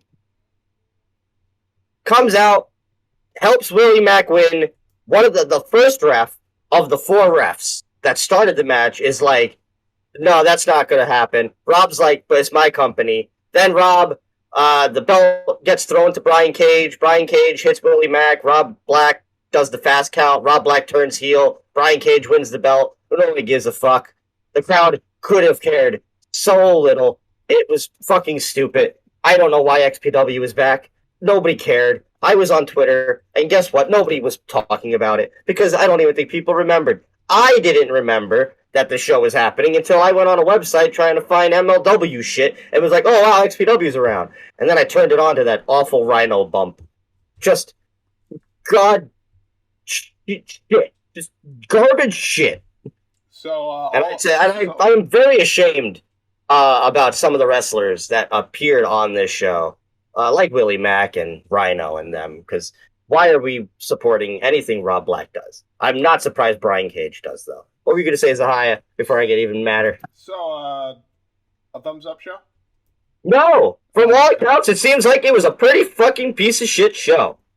And to speak about more pieces of shit, a situation stemming from the Matt Tremont Atsushi Onita match that occurred last weekend. The controversy involved here is Atsushi Onita invited a special guest to the show that nobody, including Matt Tremont, knew about. That man being Rob Feinstein. Who? The Rob Feinstein, the owner of RF Video, convicted and accused child abuser and predator, was invited to the show without the knowledge of anyone on the roster and the promoter, to the point of massive hysteria that occurred backstage with this. Matt Tremont telling Onita that he had to go. Onita saying, if he goes, I go, which means the main event would have not happened. So H2O had to publicly make an address about all of this, noting that they had no idea what was happening and everything. It looks like Onita is not going to be coming back for anything H2O related for a long time after all this. Rob Feinstein, not a good guy.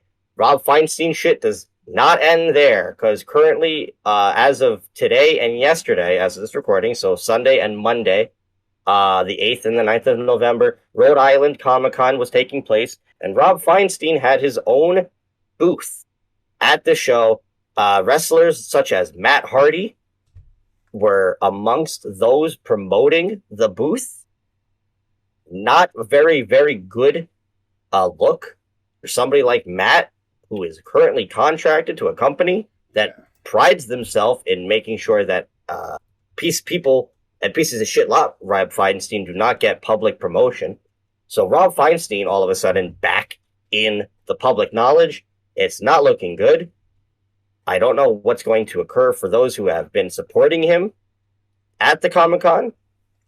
It's been very hush-hush lately, but I feel like this is going to be something that is going to pick up steam once an outlet grabs it. I wouldn't be surprised if a Fightful tackles something like this, but keep your eye out for it. Was not the best weekend in terms of indie wrestling, because two people from the dark ages of our indie wrestling spotlight have come back into the public eye, and it wasn't for the better. Rob Black and this Feinstein guy. And Rob Feinstein, yes.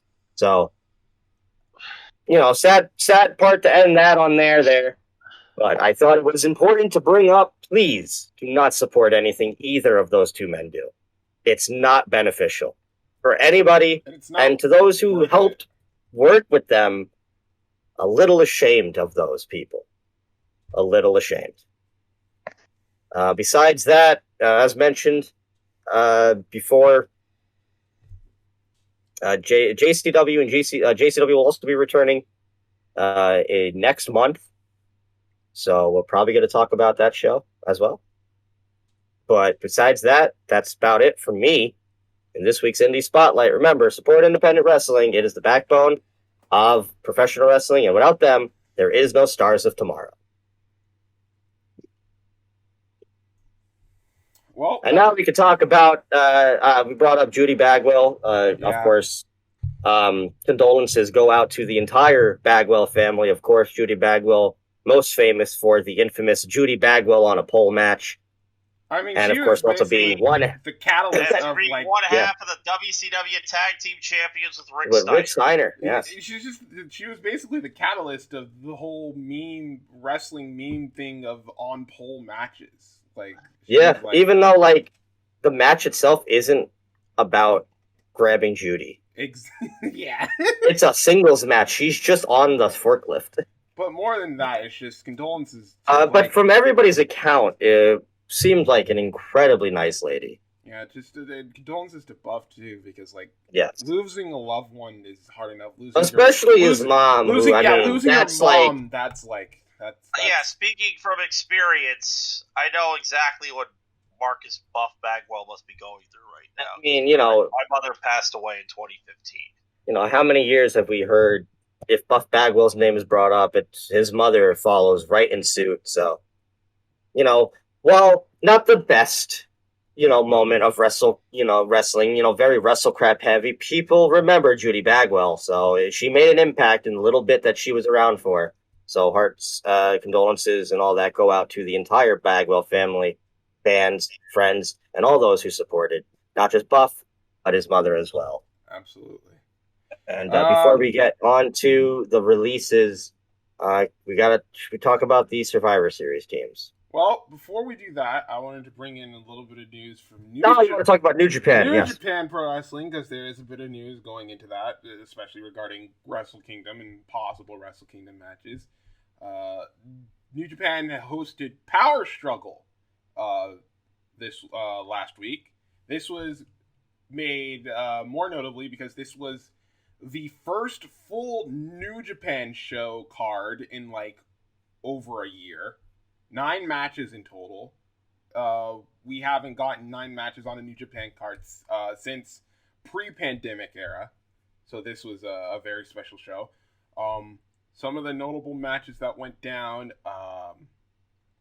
the team of Yoshihashi, Tomohiro Ishii, and Hiroki Goto defended their never openweight tag team titles against Sho, Yujiro Takahashi, and Evil, the House of Torture, making that their 10th defenses of the never openweight 6-man tag team titles. And they lost. No, they won. They won? Yeah, I thought House of Torture won the belts. Wait, they did? I thought, yeah.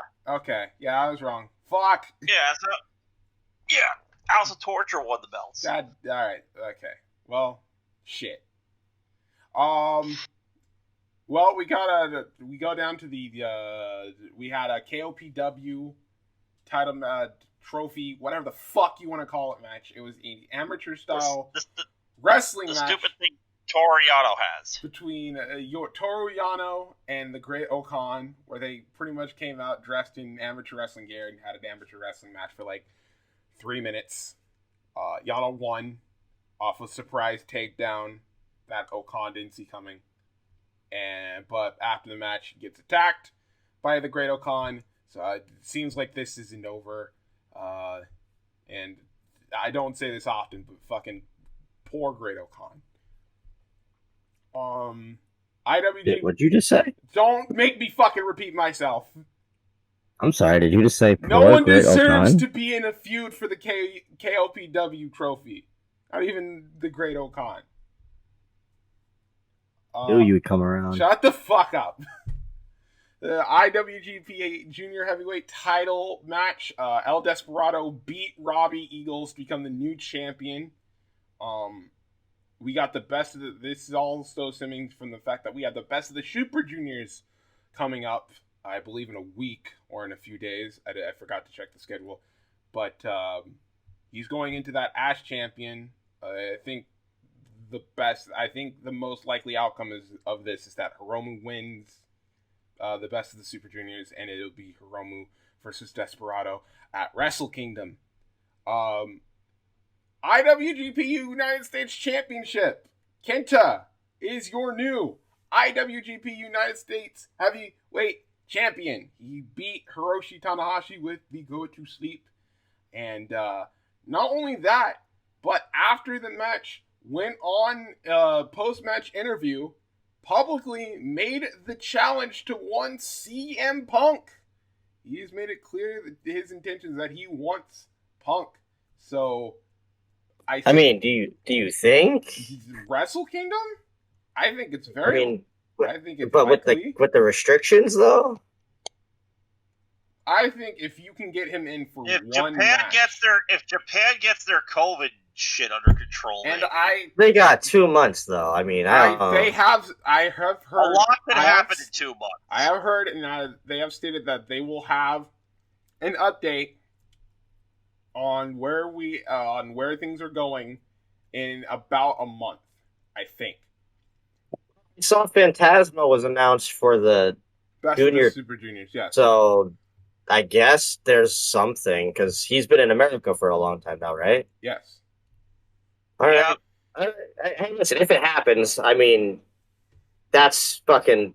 If you were doing a 3-night event, that's a main event. Yeah, absolutely. I don't know how that doesn't main event. Yeah, I'm sorry, but I'm looking at the best of the Super Junior lineup for 2021, and I'm just. Yeah, well, it's like not much they can do there. Yeah, I know it's nothing they can do about it. It just. I miss pre-pandemic New Japan. Look, same. And I think that goes for everybody. Could you imagine once all the countries get COVID under control, what a Best of the Super Junior tournament will be like now that New Japan's got working relationships with AEW and MLW and it's probably going to be crazy. all these.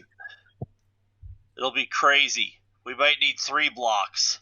I mean, look at some of the people MLW, like Tom Lawler does not work for MLW anymore. He can be full-time for Japan if he wants. I would love to see him go over to Japan and, like, fight Ishii. Wait, is that why he lost that casket match to Bill Bortez? Yes. I think it was... Was to write him out of MLW completely? Jordan Oliver was also no longer with MLW. Yeah, that surprised me. I think 3 people have been added to the New Japan Wrestling roster list, and I think it was Dickinson, Brody King, and Lawyer who were added to the. So they might Lawler. Shut up. So we also found out this week that Okada's going to fight Buddy Matthews. Yeah, this coming off of Okada defending his G1 championship against Tama Tonga in Tama's best singles match ever. Okada wins pretty much after the fact. Challenges Buddy Murphy at the San Jose show. Battle in the Valley. And that got the internet talking. Big match there for Buddy Matthews. And the first time ever, Okada and Buddy Matthews should be fucking amazing, to be quite honest. Buddy gets released, and his first big profile match is he gets to fight Okada. Yeah, that's his debut match. Hey, here's your debut. It's not like, oh, here's Tama or Ishii or fucking Yuji Nagata. No, here's the fucking guy. You know who that's very reminiscent of?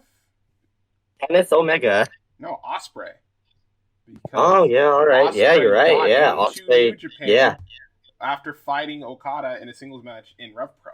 I wouldn't be surprised if Buddy joins the United Empire. Fuck that! They need something that's not TJP. I agree, but no. But also, I think the last thing to make mention is it looks like we have at least one of our 3-night main events confirmed. Yeah, after the main event, Shingo Takagi beat Zack Sabre Jr. in one fucking hell of a match. Literally just absolutely fantastic. They beat the fucking shit out of each other for a good 30 minutes. Shingo beat Sabre with the Last of the Dragon, gets that defense, and it is now official. Shingo Takagi will defend the belt against Kazuchika Okada at Wrestle Kingdom. Which night? We're not sure yet, but that is our first official match on the card. And Shingo has stated that after he beats Okada, he is going to take that belt that Okada has, and he is going to send it where it rightfully belongs. And he didn't say who it was, but it has been rumored to believe that he meant Inoki. So yeah, a lot of things happening for New Japan. It seems a lot of rumors, but some things set in stone. Things might be looking pretty interesting going into January 4th, 5th, and the 8th. But now that that's out of the way, let's talk about the Survivor Series team. I don't wanna. We have to. You brought it up. So this shit sucks. So let's just go over the fact that. So we are 2 weeks away. Yep. Not this week. Next week is Survivor Series. Mm-hmm. For 3 weeks now, there has been zero talk about anything Survivor Series related. Yep. On TV. Yeah, because they were probably too busy trying to hype up Crown Jewel. So what happens?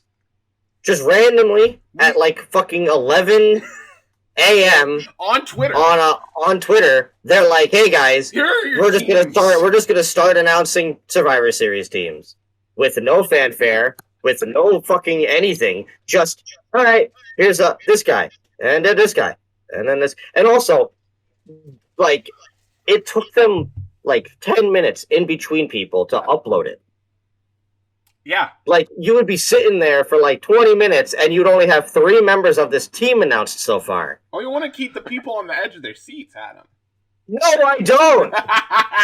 Because every single one of these teams, especially the men's Raw team, all consist of people who were just on the other brand a week or 2 ago. Yeah, let's just go right down to it. Let's go on to Team Raw, which consists of Seth Rollins, Finn Balor, SmackDown. Kevin Owens, SmackDown. Rey Mysterio, SmackDown. and Bobby Lashley. SmackDown. No, it's not Bobby. Is it Bobby now? I'm being told that. Oh, because originally it was Dominic. Yeah, I've been told that Dominic has been replaced by Lashley. Yeah, Team Raw is now one guy. Yep. And Team SmackDown is Drew McIntyre. Raw. Jeff Hardy. Raw. King Woods. Raw. Sami Zayn. Alright, SmackDown. And Happy Corbin. The 2 SmackDown, but why Happy Corbin? Why can't Ricochet get something? And Team Raw, for the women's side, is Bianca Belair. Yep. SmackDown. Rhea Ripley. Okay. Where's Nikki? Liv Morgan. Carmella. SmackDown. And Queen Zelina. Yeah, with Nikki Ash. Wait, why is Nikki at ringside?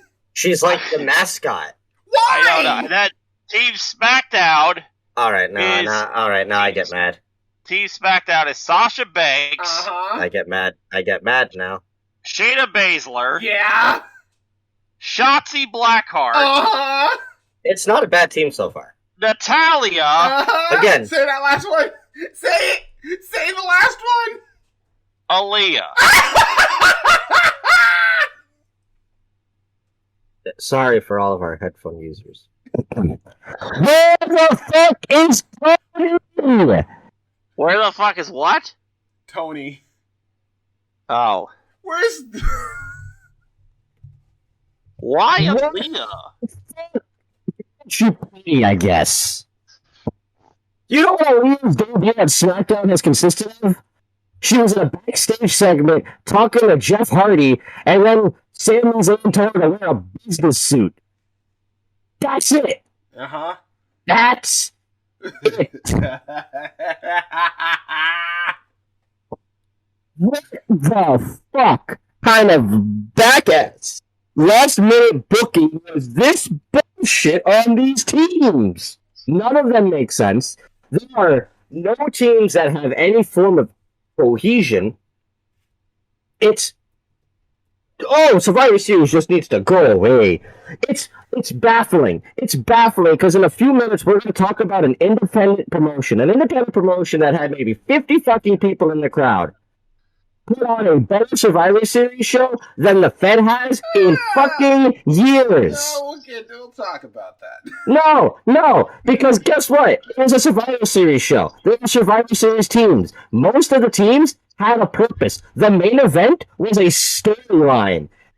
All of this brand loyalty bullshit makes no sense. Survivor Series hasn't been a goddamn good concept since 2007.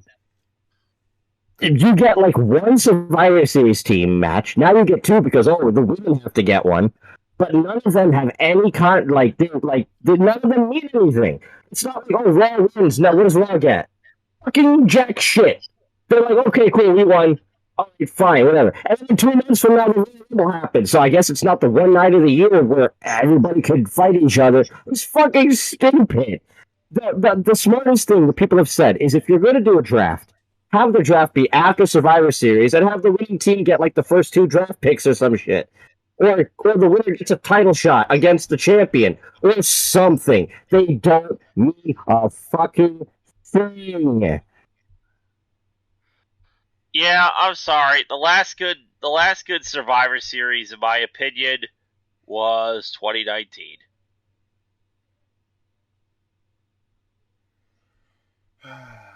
This concept is dead in the fucking water with this company because it never matters. It never matters. And I don't like the idea of a champion versus a champion because a champion has to lose. And that degrades the value of the championship. How are you going to do Big E and Roman and have either of them lose? I mean, obviously Roman will win. But the fuck does that do for Big E? His momentum shut down. I don't want to see Becky and Charlotte again. Nothing feels good. I mean, cool. Shinsuke and Priest should be cool. But, like, That is, of course, if they keep the belt on Priest, because, last I checked, isn't Priest supposed to defend the U.S. title against Apollo Crews? I don't know. These teams might be the most inconsistent bullshit teams I've ever seen. Half the teams are consisting of people who were on the other show, so why the hell do they have brand loyalty for the new place? Arena! I'll keep going, Zai. You tell me when to stop. I can't really tell you when to stop because you're not wrong on any of this. I agree with almost everything you're saying.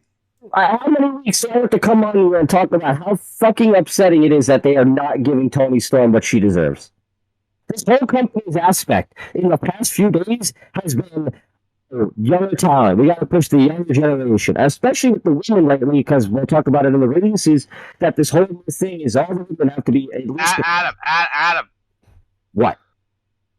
You might want to keep your like, when I hear you in your thing, it's like, it's like, I can barely understand what you're saying. They made it clear this week that the new idea is for the women that are going to be signed to all be, I think it was 23 or 25 and under. Toni Storm is, what, 24, 25 herself? I don't think she's that young. She's young. She's 26. Okay, so all right, one year over, whatever. It's still fine. Same age as Aaliyah. Fuck Aaliyah. That motherfucker has been in NXT for goddamn years. Yep. Has never won a single match of relevance or had any feud that mattered. Her biggest accomplishment was being in the Robert Stone brand. That didn't go anywhere. Toni Storm is the first, right? Yeah, she's the first ever women's NXT UK champion, right? Yes. Or was that Rhea? Yeah, she's won. No, Rhea Ripley was. It was Rhea. Okay. Rhea won it, and then Rhea won it, and then Toni from her. Okay. So Toni, all right, either way, Toni's a former champion in that right. A former Mae Young Classic winner. I was there the night she won the Mae Young Classic. She has a banging look that is so marketable. She is extremely likable. She is great in the ring. Her promo skills aren't like blockbuster, but she knows how to handle herself. She is such an over baby face. She fits the McMahon thing perfectly. She is a beautiful blonde lady. She resonates with this crowd.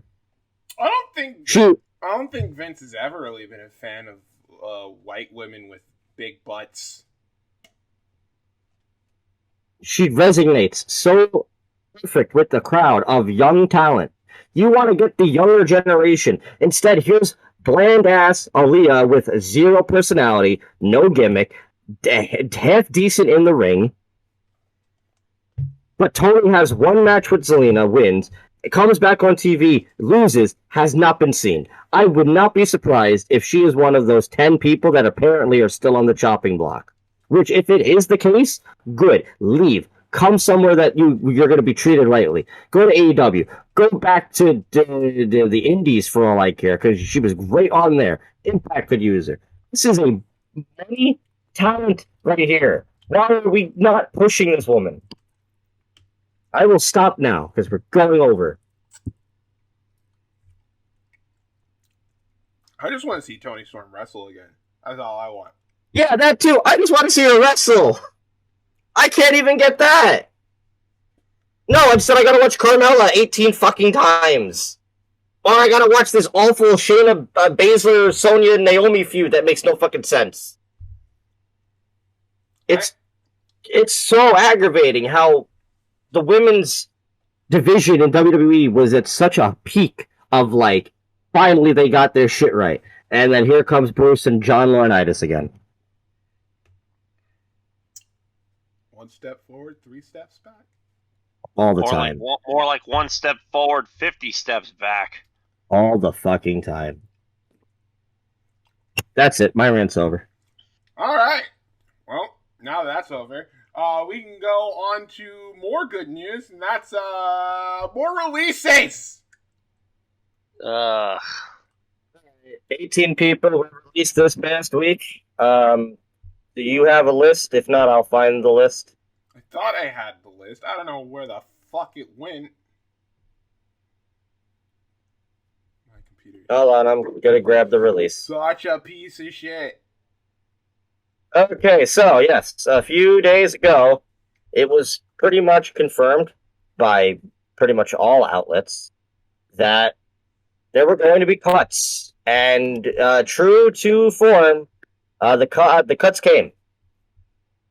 And they came quick, and they came swift, and they came with a lot of surprises. So, the current lists that were released this past week from the NXT side of things: Jeet Rama, Katrina Cortez, Trey Baxter, Dana Ramir, Jessie Kamea, Oni Lorcan, Ember Moon, Frankie Monet, and Scarlett Bordeaux. On the main roster side of things, Lindsay Dorado, Harry Smith, Mia Yim, Nia Jax, Grand Metalik, B-Fab, Eva Marie, Karrion Kross, and Keith Lee. I mean, where do we start? I'd say, like, listening to that list, like, what a wasted bunch of potential and talent, but, like, I feel like I'd be a fucking broken record at this point. Because I say that... Yes, hold on. You could say it's a bunch of wasted potential talent and Eva Marie. That too. But Yeah. even still, like, I feel like I'd be a fucking broken record at this point.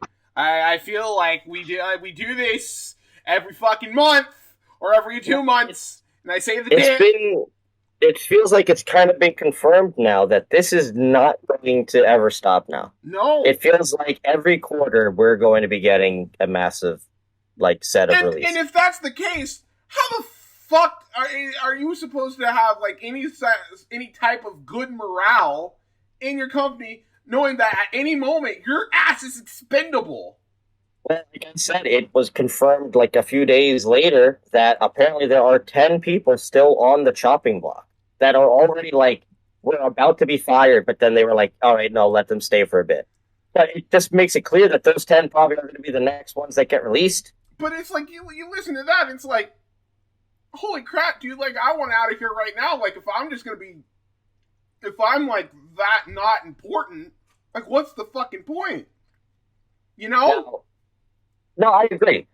Now, there is a bit of extra news layered onto this that apparently some of these releases were not just budget cuts or whatever the fuck that means, even though they... Fucking, some of these... apparently five of these people were not vaccinated or willing to be vaccinated. And the biggest name that... Am I saying that the whole thing with them, like, being vaccinated, like, isn't true? Like, that being the reason why they were released, like, them being Of course. Like, it's an entertainment company. You're like a lot of people. You gotta keep your image good. And you gotta keep your fucking people healthy. I get that. Do I buy for a second that Vince himself or anyone in charge of that gives a shit? Absolutely fucking not. I don't. I don't think he checks either. I think that's bullshit. So, yeah, the biggest name apparently that was brought up about all of this was Nia. Who then went on to made Instagram. A post talking about how she took the time off for mental health, stuff that she didn't want to talk about. She was given her schedule. She said, hey, can I have a few more weeks or whatever? They said sure. And then A few days later, she's fired. She made it very clear that her vaccination was not brought into question. Again, these are things we will probably never really know. So, other people have also pointed fingers at Karrion Kross, who was very adamant on social media about being anti-mask and all that. So, who knows how he felt? Which then, I guess, Scarlett gets involved in that as well. I won't obviously make any more assumptions on anybody else because I don't think anybody else has made public assumptions like that. The only reason I brought up Kross is because you can easily find it. So then you look at that case. If that is the situation, all right, whatever. If it's not the situation, I mean, how do you? Scarlett never even got to be on TV. You talk about a perfect candidate for the Vince. Like, how many times did I say Scarlett and Carried is like a Vince McMahon wet dream? yeah, That's like Triple H. That's like Triple H and Steph modern era. That's like Edge and Lita modern era. And nothing. Kross was fucking put through the goddamn ringer. And apparently it wasn't even like people knew. It was brought to Vince's attention multiple times. They just never did it.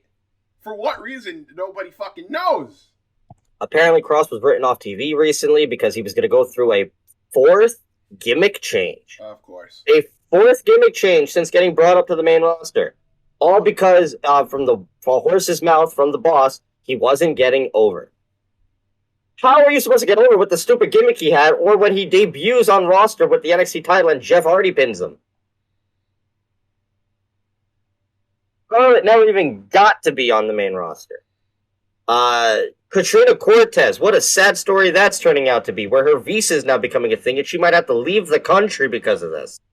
Because, none of these people, and this was like, when I heard her story, it was the one thing that I thought, because I've never really thought about it before, like when these people get released. And Jonah, the former Bronson Reed, has also addressed that he was supposed to debut for Impact, but he couldn't because of his visa issues. And so it makes me think in my head, finally, like, wow, this kind of affects the foreign talent way more than anybody else because they're not informed beforehand that they're going to get fired so that they're able to go talk about getting their visas, elongated. It's, you're fired, and now immediately that visa is gone. Which means, and you're not able to work for 30 to 90 days, so you can't get your visa elongated. That means you got to leave the country you just given your life to and go back to possibly not a home. And that's exactly what Katrina was talking about, being like, all my shit is here. If I have to leave, I have nothing. This company doesn't give a fuck about you. No. Harry Smith never even made it back on TV. Legit just got signed back. Like a month or two ago. He had the first match back in front of people. BFAB apparently just got her extension to her contract a week ago. And now she's gone. A great way to good start for Hit Row. They just lost their fucking mouthpiece. How do you have that theme song now without her being in the intro? She's the one who does Hit Row. I mean, good news for somebody like Grand Metalik, who had very much been like, I want to leave. So hey, good for him. He got his wish. He were out free as soon as that news dropped. He was he was very happy about that. But then you look at some of these other people, like Blake Christian, never even got a chance. No. Zeta Ramir, she AQA, I believe was her name. She's one of Booker T's kids. Never got a chance. Jessica Maya was there forever. She gets released, but Aaliyah doesn't. Whatever. I'm not hoping for people to get released. I'm just pointing out, it shows that there isn't a motive to who gets released and who doesn't. No. Eva Marie talking about she left to go do her movie and she was excited to come back. Nope, she's fired now. Oni Lorcan seems to be happy about him coming back.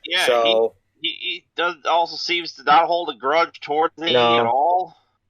And he points out he doesn't hold a grudge because his only boss was ever Triple H, and all of these NXT people talk so highly of Triple H. Yeah.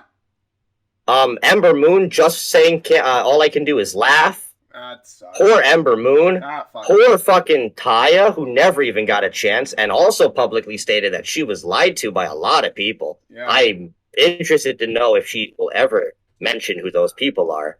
I don't get how she was not just put on the main roster with Miz and Morrison. It's baffling. Exactly. Lindsay Dorado. Lindsay will probably do fine. I mean, What are you laughing about Lindsay because Dorado for? Lindsay wants to beat the shit out of Izzy's dad. Did you see the photos? Did you see the photos? No, I did not. V, do you remember like a few years ago, Izzy, the Bailey fan, she had a wrestling match and she was like 13 and she took a choke slam? Yes, I did see a clip of that. Yes. So when that happened, a lot of the wrestlers were like very publicly like, that's not cool. Like, you know, we'll talk about in the show when we talk about JCW, like somebody like Billy Starks or Starboy Charlie, who are like 17, 18 years old. You know, even that's like kind of cutting it, but not 13. And also the difference between like somebody like Billy and Izzy, Billy is kind of tall for her age. Izzy is still a very small child with like no muscle mass. So a lot of wrestlers were like, that's not cool. That's kind of what also leads to the MSK booing thing as well. And Izzy's dad is like apparently the Pied Piper behind all this, making all of these fans go out of their way to trash and abuse and attack the wrestlers who went after his daughter for doing it extremely in like not safe position for a girl to be in at her age, especially because this wasn't like training or anything. Also, she's apparently trained with that Chase Ryzen or whatever his name is, the pedophile. Mm-hmm. So that doesn't help. No. And so he went on Twitter, Izzy's dad, and was like, "Oh, good luck in your future endeavors," with like a laughy face. And Lindsay was like, all right, motherfucker, come, let's meet up. I have this event going on. Now, the event that he was going on was a Brazilian Jiu-Jitsu tournament, V, that Lindsay won and got the gold medal for, paid for Izzy's dad's parking and a ticket to the show so he could confront him. Izzy's dad deleted his Twitter and made a shitty-ass apology and left. So, good fucking job, Lindsay Dorado. It was so good. He punked his ass out so badly. So, and now this leads us to the last two names. Oh, Ajit Rama. He's been around for a while. I don't really know anything about the guy. He's 40 years old apparently, so that doesn't surprise me. That brings us to the final two names: Mia Yim and Keith Lee. I mean, where do we start? How do you not make this guy work? Well, not just him, but Mia too. Look, they could have made them a thing together.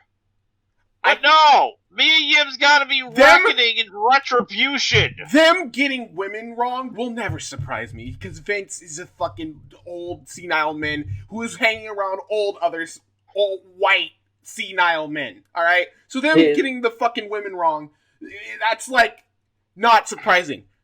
Keith Lee is big. Also, it confirmed that not just the Bearcat gimmick, but also the Gladiator gimmick. Neither of those Cross or Keith Lee's idea. Of course not. Who would ever believe that? I was still confused when he was called Bearcat. I was like, what the hell is a Bearcat?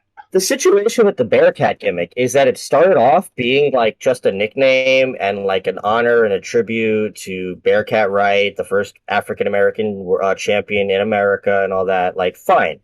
And then it kind of just divulged into, oh, he's just a cat. Like, no historical resemblance or any of that. Just, nope, he's a Bearcat. Like a legitimate, like, bear cat. It was stupid. He's so naturally charismatic.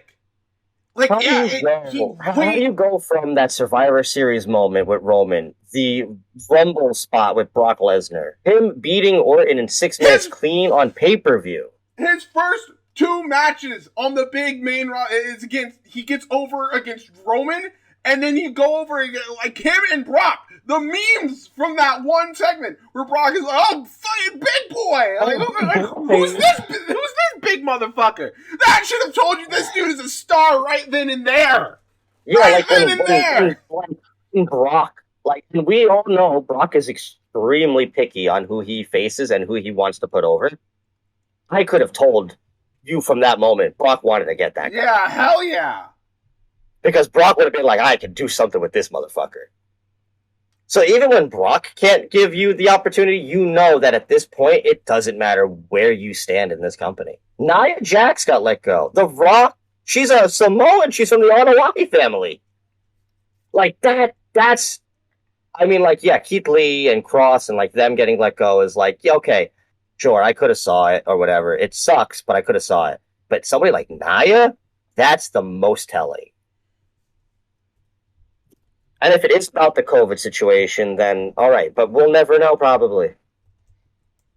Unless Nia tells us herself, and she doesn't seem to be ready to tell anybody anything yet. Well, in her quote, she makes it clear that being vaccinated was never addressed. But now it's being confirmed that she was let go because of it. Which I feel like is something maybe you tell them before you fire them. That would require a sense of fucking decency. And that's true. Which they don't have. No! We know this. It's just more incredible talent. I mean, right now I am looking at between, I think, just 2021 alone, 70-something active competitors have been let go since the beginning of the year from the WWE. In total, between this and last year, you're looking at least over 100 wrestlers. You can make an entire Fed. You can make 2 of them. Out of just all of these people that were let go. All for budget reasons, even though between July 1st and September 30th, they made a net income of $43.5 million.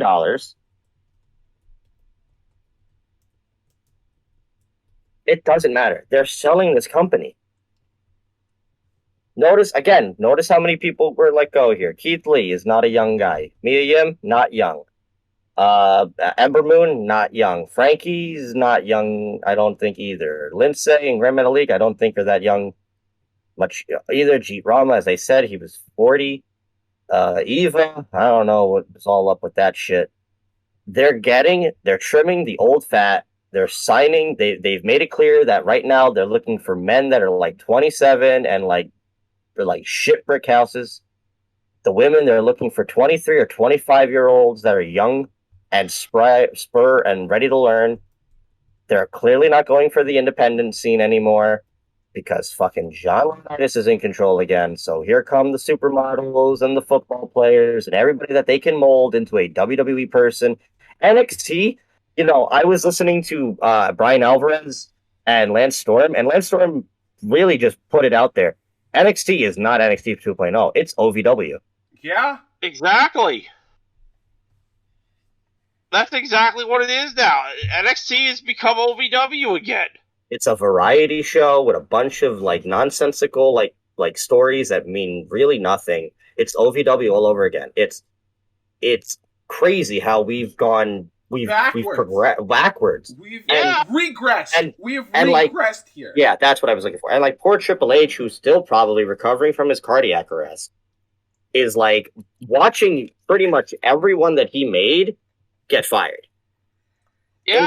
In the past, 3 months, 5 former NXT champions have been fired. Keith Lee, Karrion Kross, Adam Cole, Alistair, and Andrade. Yeah, Alistair, Black and Andrade. All gone. I would guess what? I would be pissed too. Because for a while, the indie scenes had to fucking die for this project to work.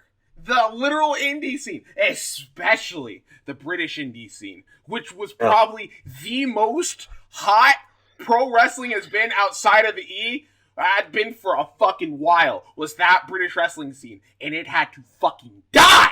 It had to fucking die for this shit to work. And nobody gets fired over there. No! Because they're making shit money, apparently, that the W doesn't need to justify firing a UK talent. Apparently, UK talent get paid less than NXT talent. which already NXT talent are making way less than main roster talent. How many times? I mean, I guess at this point now, it's pretty much being like clear. Like every time there's going to be a quarter earnings like meeting or whatever, we're going to see a bunch of people get fired because of it. It just doesn't even matter. Like, oh, where do we go from here at this point? I mean, again, like a lot of people have said, all of these people are going to be just fine. Yeah. For the most part. So, I mean, for those who decide to just leave all together, you know, shit happens. Like, this company breaks fucking dreams. But for people like Keith and Mia and Cross and Scarlett and Ember and Oni and Frankie and Grey Metalik and Lindsay, they're all going to be fine. And Trey, obviously, he's going back to GCW. But you look at somebody like Nia. Does she want to do this anymore? Who would take her? I still want her and AJ Gray at Bloodsport, but that's just me. BFAB. What does BFAB do from here? Where's the appeal on BFAB? Katrina might be gone for 5 years because of visa issues. Poor fucking Harry Smith never even got an opportunity again. Yeah, he never got an opportunity again because he was dealing with COVID. And so was Keith. Keith almost died for this company. Exactly. Died for this company. What the fuck? I would be so happy to leave. But at the same time, you can't work now for 30 or 60 or 90 days. I mean, yeah, you're going to get paid for it, but, like, who knows how much of that you're actually getting. And, you know, some of these people, you know, Cassie Lee, former Peyton Royce, before she came back for Impact, said getting let go by the W pretty much broke her to the point where she didn't want to wrestle anymore. Because now for, like, Cassie Lee, the former Peyton Royce. Oh. Like, she said she was heartbroken, and, like, think about it. You get fired, you can't work anywhere unless you want to do the indie scene type deal. You're home for, like, 90 days. All that is just circulating in your brain. All the thoughts and stuff. It's gonna break people down. I mean, like I said, look at Kalisto. He's been gone for months, and now finally resurfaced.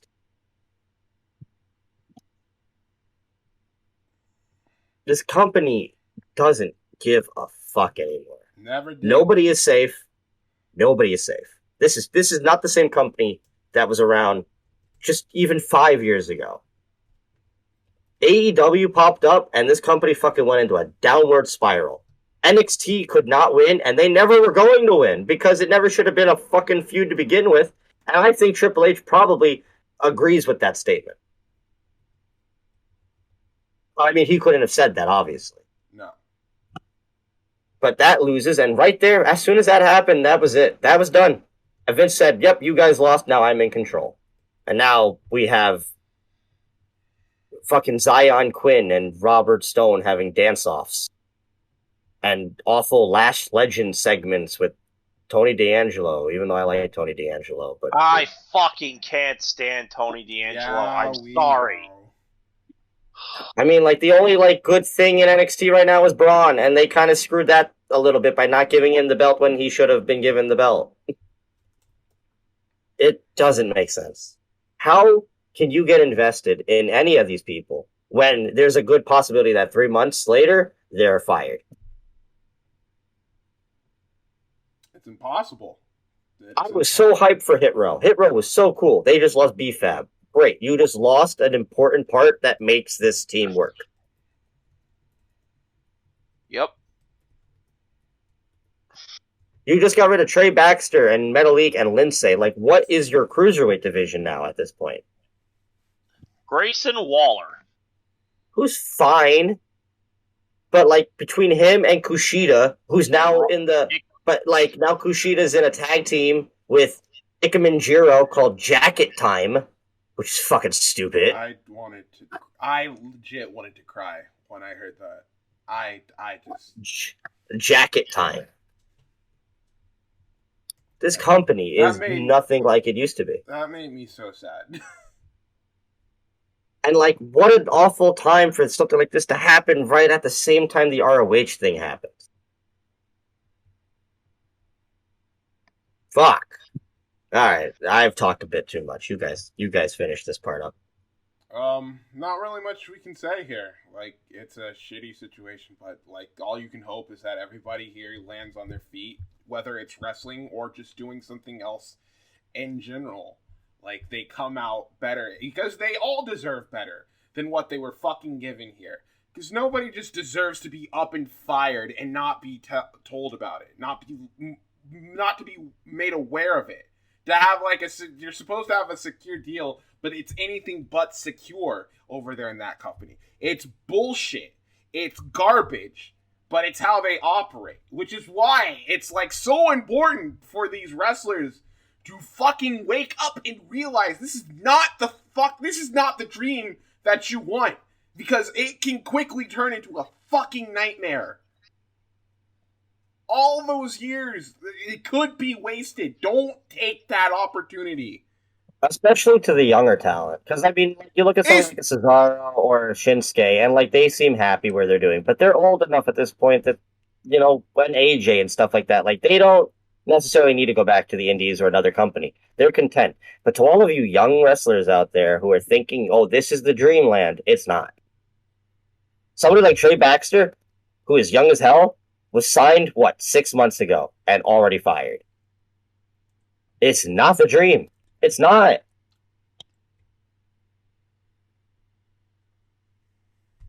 Yeah. Well, that's about it. As always, fuck the Fed. Yeah. Independent wrestling and Yeah, wrestling. You want to talk about somebody who's actually found success outside of the E? Look no further than Juice Robinson. Yeah. Well, I can't even say that because his fucking New Japan deal is about to come up. I don't even know what he's gonna do. Maybe him and Finley have made it adamant that they really like working at Impact, though. So he might. And plus, his whole engagement to Storm, I could pretty much see him just up and leaving. But yeah, fuck this place. Take a chance on yourself. Yeah, absolutely. Do not take a chance on the WWE. Because 9 times out of 10, they are going to break your fucking spirit. But yeah, that's it for the news segment. A little longer than normal, but we fucking releases, we had to talk about it. But now that means we get to talk about this show. Yay! Oh, what? That doesn't sound very positive. I will say this. There's some stuff I enjoyed. There's some stuff I didn't enjoy. And then there's stuff I really, really disliked. Oh. But we will get to that. So, yeah, it's our third time covering JCW here, right? Yes. And VPOC, the reason why he's actually here with us tonight is because he watched this whole show, and I was very excited to get him on because I love hearing somebody who's not very acquainted to the East Coast independent scene, getting an idea of what they think. JCW, you've seen some of the people, yeah. All right. Yeah, I've seen some of the people. I'm familiar with some of the New York territories. So, JCW presented this past Sunday their Series of Survivals. It was a 5-match card, all Survivor Series themed. I was there, apparently. All right, hold on. Okay, hold on. I gotta ask the question, Zahaya. Did you see me? That's the thing. I did not. What the fuck? I did not see you. I didn't see you. The only one in the crowd with the Hawaiian t-shirt. Fucking, you weren't there! When we're done here, I'm showing you where I am. There! You were not, watched the whole show. You never appeared. Nope. You know what? You talk, I'm gonna get the video, I'm gonna timestamp that motherfucker, I'm gonna put it in this chat, and I'm gonna make sure that you watch it right here, and these people see me. Fine. They're the people. Tired of this. The people aren't going to see you, but okay, they're not going to see it, but you're going to tell them that you saw me. Fair enough. I was there. Okay, so we are made aware. Okay, so first 8-man elimination match. We got the tri-state icons of Arcadia, Azrael, Grim Reaper, and Hell yeah. Slayer taking on Lloyd's Legends, which is Dylan McKay, Jimmy Lloyd, Marcus Mathers, and Steve Sanders. Now, obviously, I am more well acquainted with the second team more than I am with the other one. This is like, and okay. Go ahead. So yeah, I saw this match earlier today because I came in the third match yesterday.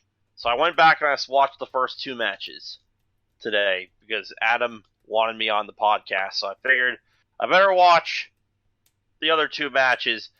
And I'm going to be honest, I was kind of surprised to see Azrael still around and kicking. So JCW. So you're aware of who Azrael is? I am aware of Azrael. Okay. I saw him compete in Ring of Honor. I saw him compete for a few indie shows here in New York. I mean, one on Long Island. Seems like a nice dude.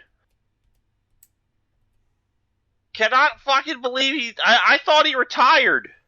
A lot of these people were like done, and then JCW came back, Reaper and just came back this year, I think. Yeah, and I remember seeing great. Grim Reaper. Yeah, I saw Grim Reaper in my first ROH show. Yeah, he had one of my favorite spots of the whole match. Yeah, I had a feeling you'd like that spot. Yo, him and Steve. So this match, the only thing I can explain it is like, it's like a bunch of dudes trying to figure what the match wants to be, at first, but it's like they eventually get the hang of it, but it's like it takes them about a good minute to get everything situated, but it does eventually come together, and they're able to make something of it towards the end because the crowd got really into it towards the end of it. There was some really cool shit in this match. Like, there was this insane shooting star press where Jimmy and Steve had someone up in like a magic killer position almost, and Dylan McKay just hits this beautiful shooting star, which was so sick. Of course, Slayer, who's just Sabu. Why is he just caveman Sabu? He gets awesome. He has his little hand. I'll be honest. I never heard of Slayer until I saw him at this show. He's a really fun gimmick. I really like the opening where like everybody was kind of like, I don't want to fight him. I don't want to be anywhere near Slayer. He's just a weirdo. He's a giant fucking weirdo. They're all it's fairly good. Jimmy Lloyd's doing Jimmy Lloyd shit as usual. One of the main grubs out is this match went on forever. Again, it was a 5-match card. It went on forever though. I thought it was a really fun opener. Grim Reaper just over as hell. Him and Steve having the trade off with the joints, which is really funny. That was really cool. Steve pulls out a joint. Grim Reaper's like, nah. Grim Reaper pulls out a bigger joint. It was really fun. The referee at one point takes stops them, and I, along with other people, started chanting a "Let Them Smoke" chant, which was great. I really liked his Grim Reaper's double jump. That fucking senton is wicked for a man his age. I saw him do that in ROH against Cole Cabana. And look at that, both men still rocking. Yep. Marcus Mathers and Dylan McKay still proved to be just I can't believe there's a fucking wrestler named Marcus Mathers, and I'm supposed to take that seriously. Is that his actual name? I don't know, but like he's fucking over as hell, bro. People love Marcus Mathers. So fucking Steve and Jimmy hit like this fucking double jump into a fucking one-winged angel combo. Oh my god, dude, not just that. Him and Steve at one point, like at that point, just start doing all the AEW tag team finishers. Yeah, fucking do it. Double super kicks, double foot stomp, indie taker, at one point. And yeah, you're right. It was like a neckbreaker bomb, him and Steve, and then Dylan McKay comes off with the fucking shooting star press onto Slayer. And it was so sick. That was ridiculous. And that was the end of Slayer. Like I said, it was when they got to the end, like that's when shit started getting picked up and like shit started getting crazy. So eventually, I believe Slayer's gone. It's 3-on-4, and then Jimmy gets eliminated, and Dylan's gone. So now it's 3-on-1. It's Marcus all by himself. Arcadia and Azrael, who on the last show we called Battle Bull, they fought each other. They start having a little bit more of a bickering issue. This leads to Arcadia getting a quick, Marcus Mathers getting a quick roll up on Arcadia. He's gone. Azrael's the next one to get eliminated, so it's all down to Grim Reaper and Marcus Mathers. This crowd was 100% behind Marcus. So it is down to Marcus and Grim Reaper. Reaper. And they have a quick back and forth. Reaper hits like a sick slingshot pile driver for a 2 count. That thing... Oh, no, the way he goes into it, he picks him up almost like a burning hammer, rams them into the turnbuckle, then catches them right into the pile driver. That was sick. It's so cool. Okay, so yeah, he hits the pile driver, gets a 2 count. Marcus then hits. He looked like he was going to a power bomb, but he's like he transitions it into a fucking that evil Uno move. Something evil is like a the almost like the bitter end. Yeah. Yeah, I believe in 2K20 it was called Ataxia. It's Austin Theory's former finisher. Yeah, and then they are on the top rope. Marcus going for a cutter. Reaper then hits him. Gets him with the tornado DDT for the victory. And, yeah, that was it. Again, kind of had a bit of trouble at the start. Got really into it at the end. So it was a fun match. Yep. After this, we get slight unfortunate news that Matt Mikowski was not able to make it tonight to be a part of the Shooters team. Because up next, we have the Shooters versus the Hoosiers. The side of the team of the Hoosiers being that of Cole Radrick, Hoodfoot and Mo Atlas, Braden Lee, and Ace Perry up against the team of Janai Kai, Yoya, Robert Martyr, and Tracy fucking Williams. Motherfucking hot sauce, baby. Let's go. I haven't seen this dude wrestle in a minute. Because he's been in ROH. Yeah, that's true. Had a really fucking good reaction by this crowd. I was hyped. I was like, holy shit, it's hot sauce. My friend who I was with had never seen a hot sauce match and really became a fan of his after this. This was my... He has the best spot in this with Mo Atlas when they just start fucking chopping the shit out of each other. This was my favorite match of the night. It was my favorite match in terms of wrestling, but my favorite match was the main event. She's pure just grapple fuck fest. Yoya hits the greatest fucking move. I love how they don't take Yoya seriously in this match. Yoya hits the greatest fucking thing I've ever seen, which is the double heat. So he's in there with Mo Atlas. Braden Lee tries to run at him. Yoya hits a Hurricane Rana. Throws Braden into, like, the pile driver position on Mo, jumps on top of Braden's body, hits a fucking cave-in foot stomp onto Mo Atlas, which then proceeds Mo to pile drive Braden Lee. Fucking amazing. I tweeted about it because I saw the GIF. He liked my tweet. Yoya is going places. Janai Kai also, again, just very impressive. I think all these people are going places, especially the young ones. I did not know a lot about Ace Perry before this one, and he was okay. I didn't really learn much else. Why 80s? Why 80s rocker, dude? Well, Ace Perry, what's the Joe Perry? He was I think he's the bassist for Aerosmith. Oh, yeah, okay. I think that's what they're going like an Ace Perry, like But Luke Aerosmith Perry, is Joe Perry. 70s, not 80s. I don't know. That's just what I could get from it. I don't know a lot about Ace. He was the one person in this whole match who I was like very unfamiliar with. Hoodfoot was awesome though. Hoodfoot's awesome. He's so good. I He can't fucking wait gave for Janai Kai a sick ass backdrop suplex and just clobbered her with the fucking. Oh my god! I can't wait for the fight that books him and Keith Lee. That's gonna be great. Well, I've Tracy already was on fire. I've already said this before, but I'm gonna say it on stream right now, like in case it needs to be said. More fat black men in wrestling. More fat black dudes in everything general, but especially in wrestling.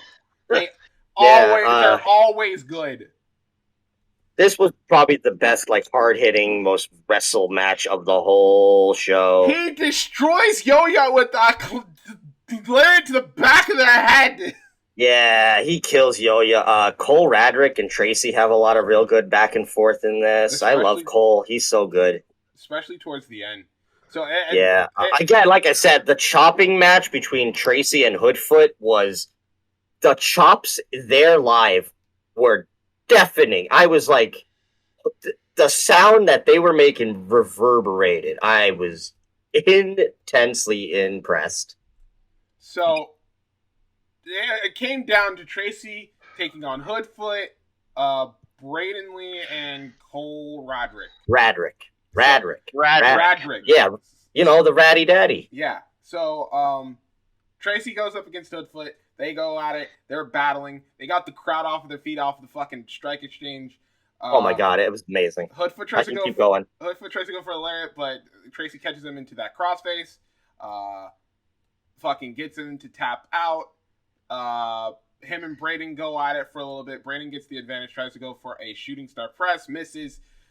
Tracy locks him into the crossface and gets him to tap out. Then it's down to him and Cole. They have a fantastic back and forth. I think I don't know if there's history between these two or if they know each other from the past, but like just watching them wrestle, I felt like this is something that I need to find out more about because it felt like there was animosity. Book this like one-on-one, just like that'd be fucking fantastic.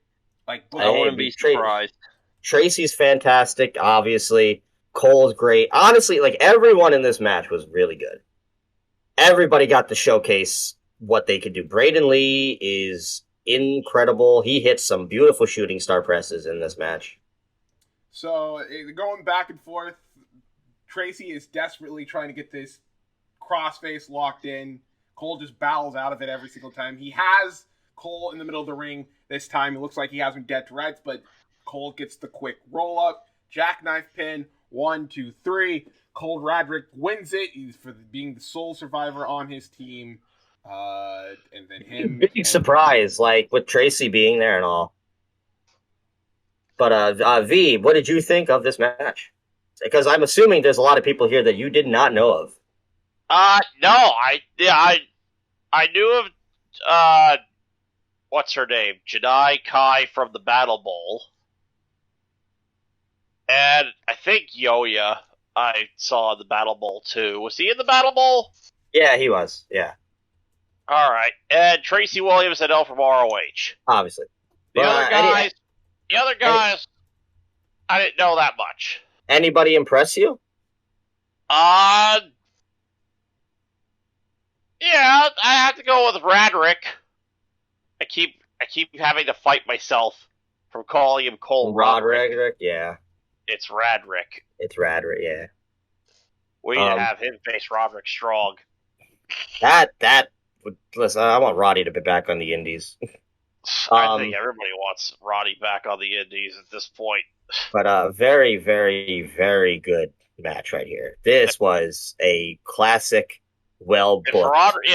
When Roderick Strong and Kyle O'Reilly's contracts come up, they better just get the hell out of there.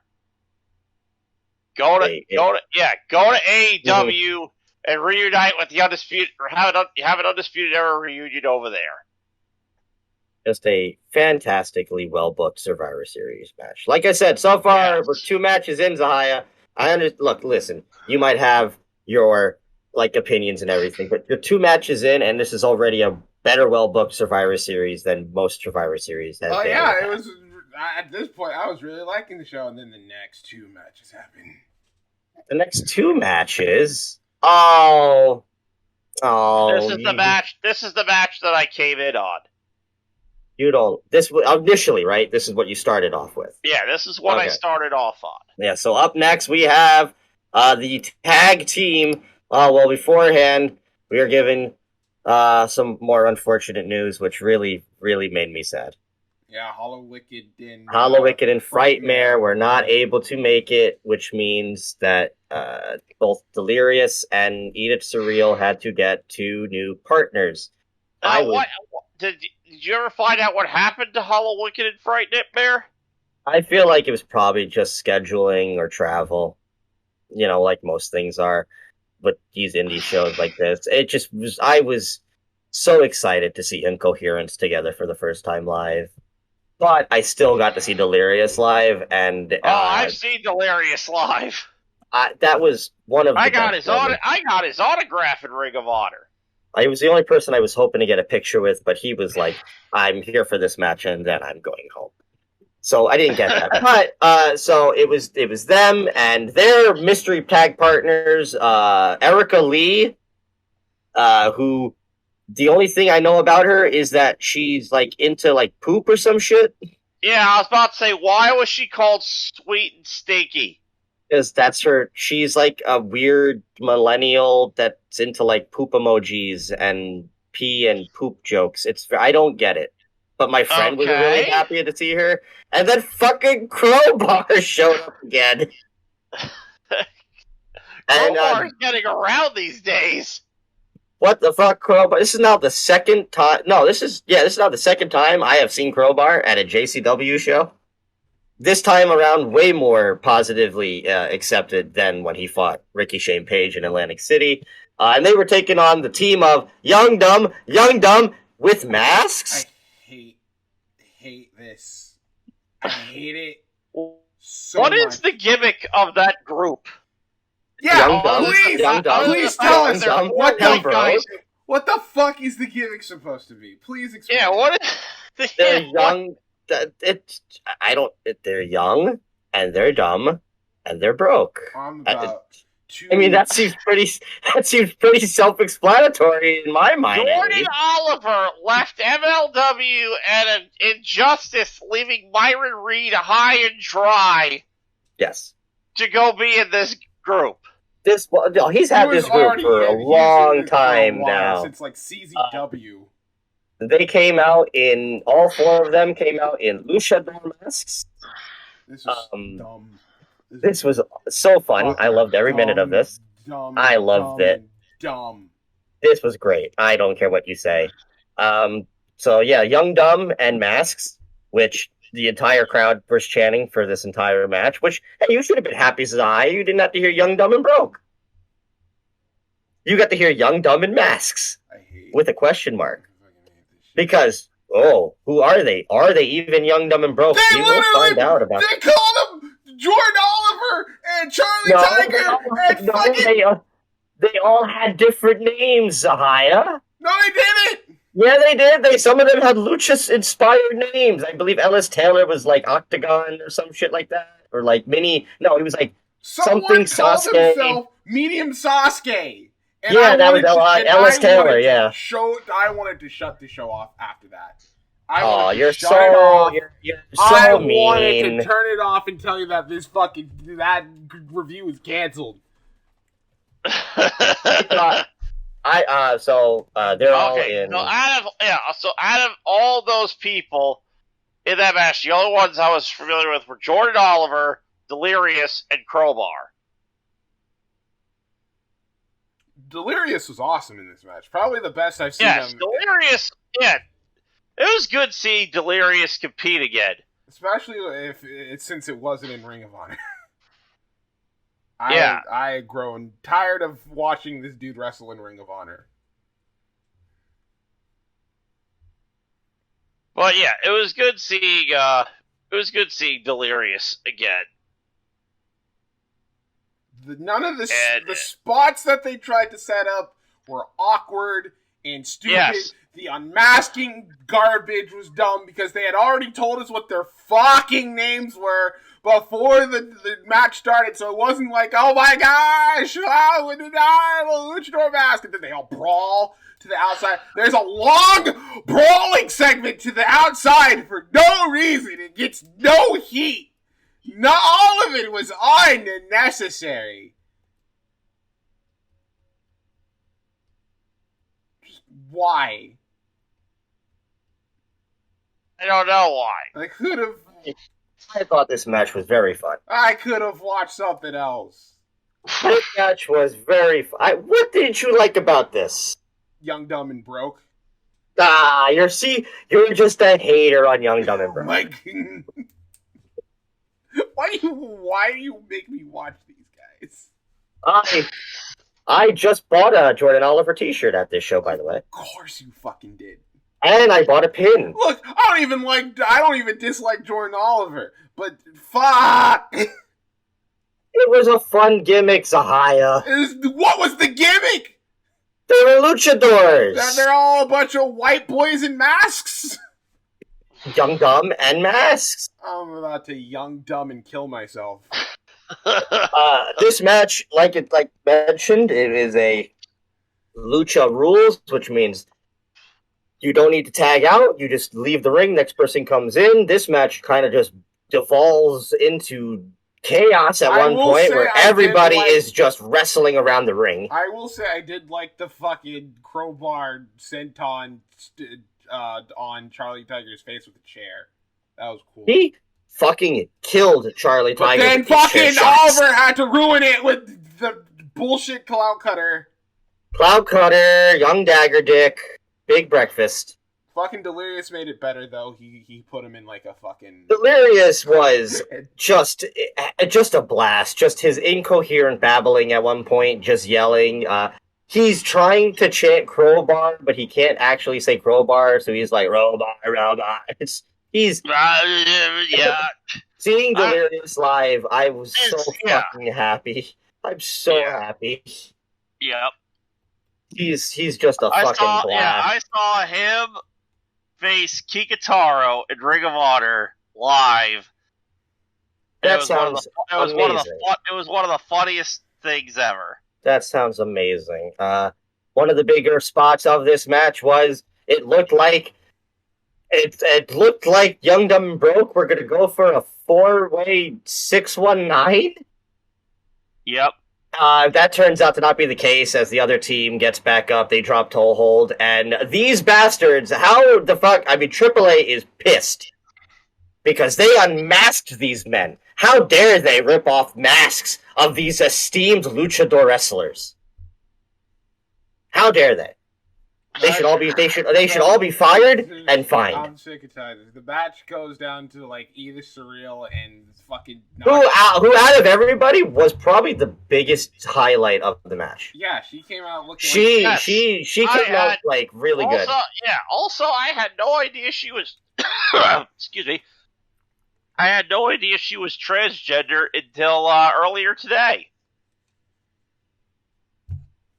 So yeah, that was a shocker. To me. Again, independent wrestling, it's all about equality and inequality. So she basically going up against fucking Nacho Libre over here.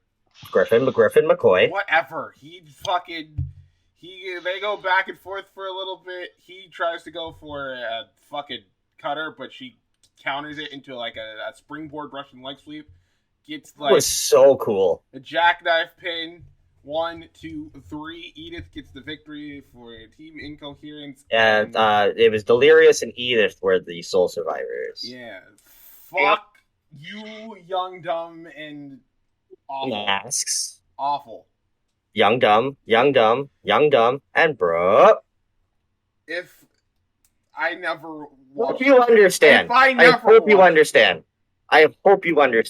that if we call another JCW show or a GCW show, or another VXS show, You're gonna have to talk about these guys. Zahai is gonna eventually book them to face the Cash Money Hooligans at ZZW. Absolutely. They are, listen, he's the East Coast ace for a reason. East Coast, my ace, my ass. Jordan Oliver. This match was very fun. I'm so sick of that shit being thrown around like it means anything. It does mean something. He's the best on the indie scene right now for the East Coast. He's gonna come up. He's gonna kill it. He's gonna beat the champion someday. Alright, I don't want to be an asshole anymore. Let's just move on. Well, you're about to be, because apparently you didn't like the next match either. Oh, yeah. So up next, we get the wild card tag teams of the night. Now, originally, the team that came out first, that being the team of Big Effin' Vin, Too Hot Steve Scott, Veda Scott, and Bradley Prescott, the fifth. I'm not good with Roman numerals. It's the I with the V. The fourth. That's fourth. Fourth? Okay, the fourth, who I never knew about, and he instantly became one of my favorite wrestlers ever. This fucking drunken mess of a guy. He's so fucking funny. Originally, Chris Dickinson was supposed to be on this team. He wasn't able to appear, but that was announced before Sunday. It was announced on Friday. He wouldn't be making it. Bradley Prescott taking the spot. They were going to go up against the Team Nasty of Big Nasty Leroy, Dilf Boy Daltano, The Business Billy Dixon, and the fucking dude Josh Bishop. I am not lying when I say this. This is one. I know you probably hated this match. The worst matches I have seen all year. Oh, yeah. All fucking year. Okay. First of all, right. Well, there's one thing we got to point out though. They came out to Return of the Mac. Because I think that's Nasty Leroy. That's Leroy's theme, yeah. Yeah. So, they came out for Return of the Mac. Yeah, I know. Listen, this was a comedy match if you say it was a fucking shit comedy match.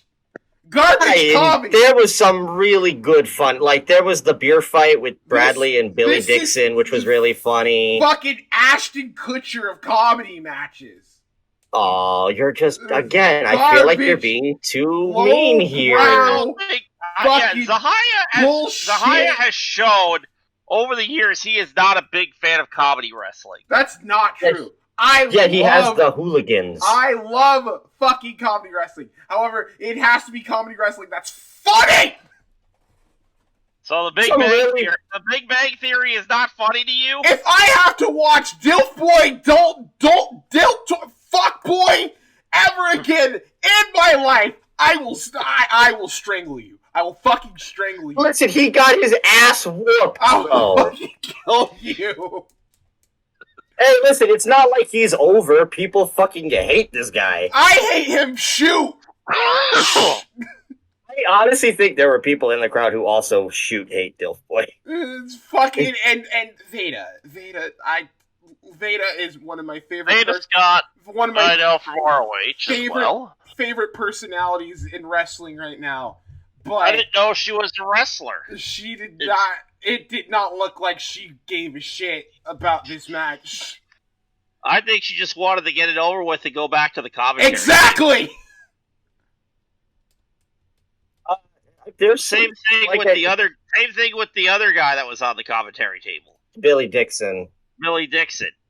Again, like I said, his spot with Bradley doing the beer fight while each holding the beer was really funny. Bradley Prescott, who, again, I had heard of this guy, but I've never watched anything. And he comes out, and his whole gimmick is he's just a drunken mess. Is so funny. He goes for, he tries to just fuck up Billy Dixon at one point. Was it Josh Bishop he's trying to go after, and he just hits the stunner? Which, every drunk person should have a stunner in their arsenal. Big Vin fucking murdering Dilf Boy with that pile driver was so sick. Yes, Leroy is Leroy. If you've never seen a Nasty Leroy match or seen him before, he's a former $5 pro wrestling wrestler It obviously tells he's on the spectrum, but we don't make fun of it for that. He's one of the most over people ever. This was mindless, nonsensical fun. Because listen, you needed a match like this because the main event was so drama heavy. Zahaya continued, and now Zahaya. And now Zahaya. Fuck this match! There we go. Fuck this match! It was god awful. It comes down to Big Vin and Bishop. Leroy is still in the match. This is what I was waiting for. I thought, okay, all I have to do is suffer through this awful garbage comedy, dumb bullshit, and I'll finally get what I want, which was fucking Big Vin and Joshua Bishop, and then everyone's out. It's down to Bishop in fucking Vin, and as soon as Bishop gets the pinfall, he's taking off his fucking elbow pads. I was like, let's fucking go. Big Vin takes off his shirt. Let's fucking do this. I was so fucking pumped. Finally, after 16 minutes of fucking torture, I was gonna have something that I wanted. And then Leroy turned himself in. That's the quick roll. That's the game. I've never been so mad in my life! It's better than what me and my friend were hoping to happen. Or better than when you had to be on commentary for Holy Shit-A-Mania and you had to call a match with Rocksteady and Bebop? Worse! I wanted this! There was me and my friend were hoping for a whole different outcome, which probably would have made you turn off the show.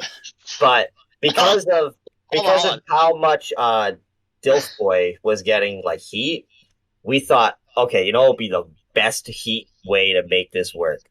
Everybody gets eliminated. Dilf Boy is like killed, and he's on the outside. And it comes down to Bishop and Vin, and they start going at it. And they do the double down, but they double down where they both kind of pin each other.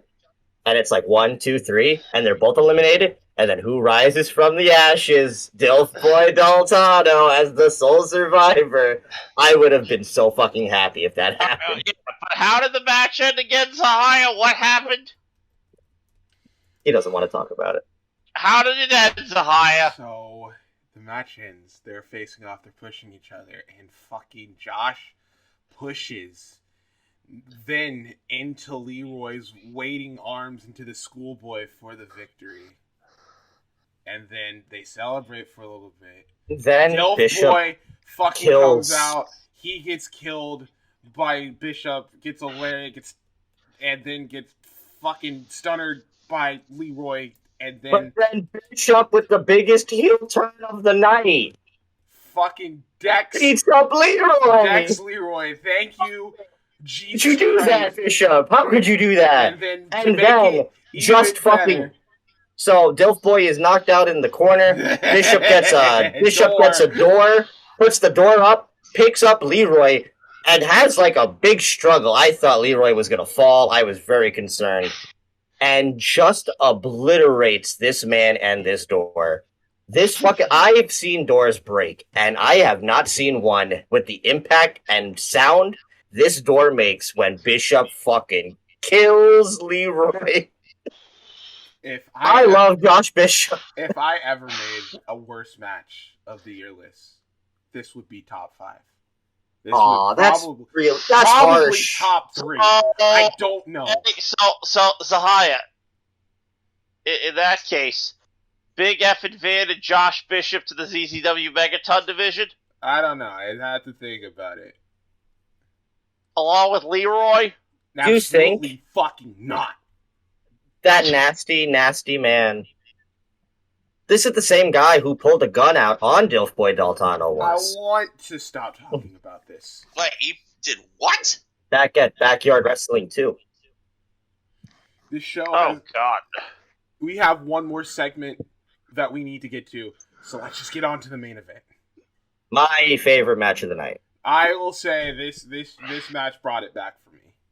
And as somebody, Zahaya, who's, since I've gotten you into this, has kind of been paying attention to this storyline, you knew what was going on. So we got the team of three teenagers and their drunk dad, Connor's Cuties. That's exactly what this is. Everett Connor, Charlie Evans. Who I've seen multiple times because I used to watch the British. Same here. Scene. Yeah. Yeah. When she was with the Medusa Complex. Yes. And then Billy Starks, who my girl pointed out, has her own brand, 17 years old, legitimately being propped up for greatness as we speak. I don't know how many times I can come on here and just praise Billy. I bought her. I bought a pin. And the fourth member, my bitch. Yeah. This was my team. If there was ever a team that screamed... Who was the fourth one? I couldn't hear Adam. Joey. Oh, Joey Janela, If there was ever a team that screamed Adam Jackpot... Yeah, you're right. You know what? You're right. This is it. This is fucking it. Connor's Cuties. Everett, Billy, Charlie, and Joey, my fucking dudes. So if you were the team with them, would you rename them Adam's assholes?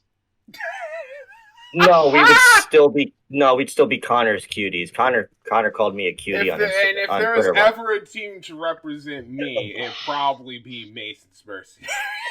Which the team of Charles Mason, Bam Sullivan, Slade, and Caesar Baloney. I love this team. Cesar Baloney. It's just a team of psychopaths, and I love it.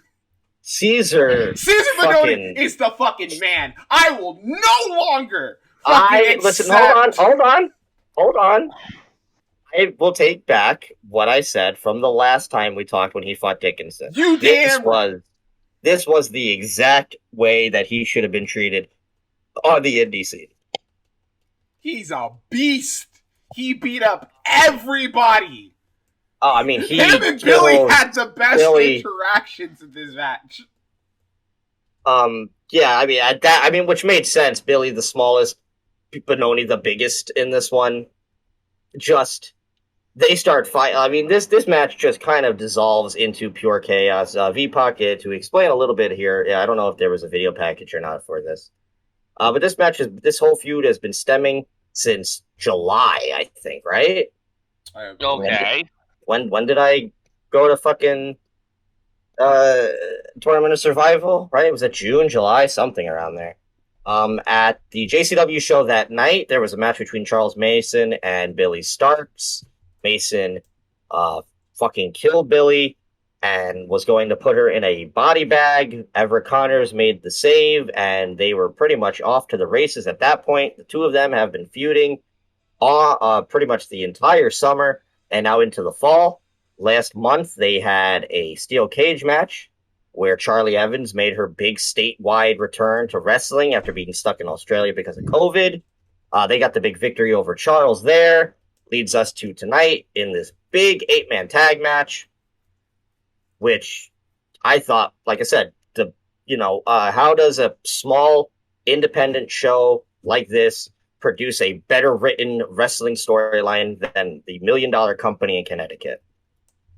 This was such I'll admit there were points in this match. Brutal. There was points in this match where it got really hard to watch, and I don't say that often, but the point when Slade starts choking Charlie and shit, and they made sure to make this as uncomfortable as possible, which is exactly what the Manson whole gimmick is you're supposed to feel uncomfortable and that's great. He's very good at it. Everybody in this match was great. So the crowd was eating this shit up. I told my friend they must be so happy to have Charlie here, because now they don't have to feel bad beating up on the 17-year-old. So Charlie is basically the main focus of this match. They are tearing into her. Calling her Caesar. Oh my goodness, Caesar's toss. Caesar. Yeah, you find this on fucking Twitter. Wait, they were calling Charlie Evans this? Oh yeah. Oh man, they were calling her a fat whore, a bitch. Get the fuck out of here. I thought she was one of the good guys. No, the bad guys were calling her this, not the fans. Oh. No, like though Charles and his team were all like just bashing her because if they bash her, it gets under Everett's skin because they're like a legitimate couple. So Caesar just pump handles her. Caesar really came to fucking play. Fucking beals her.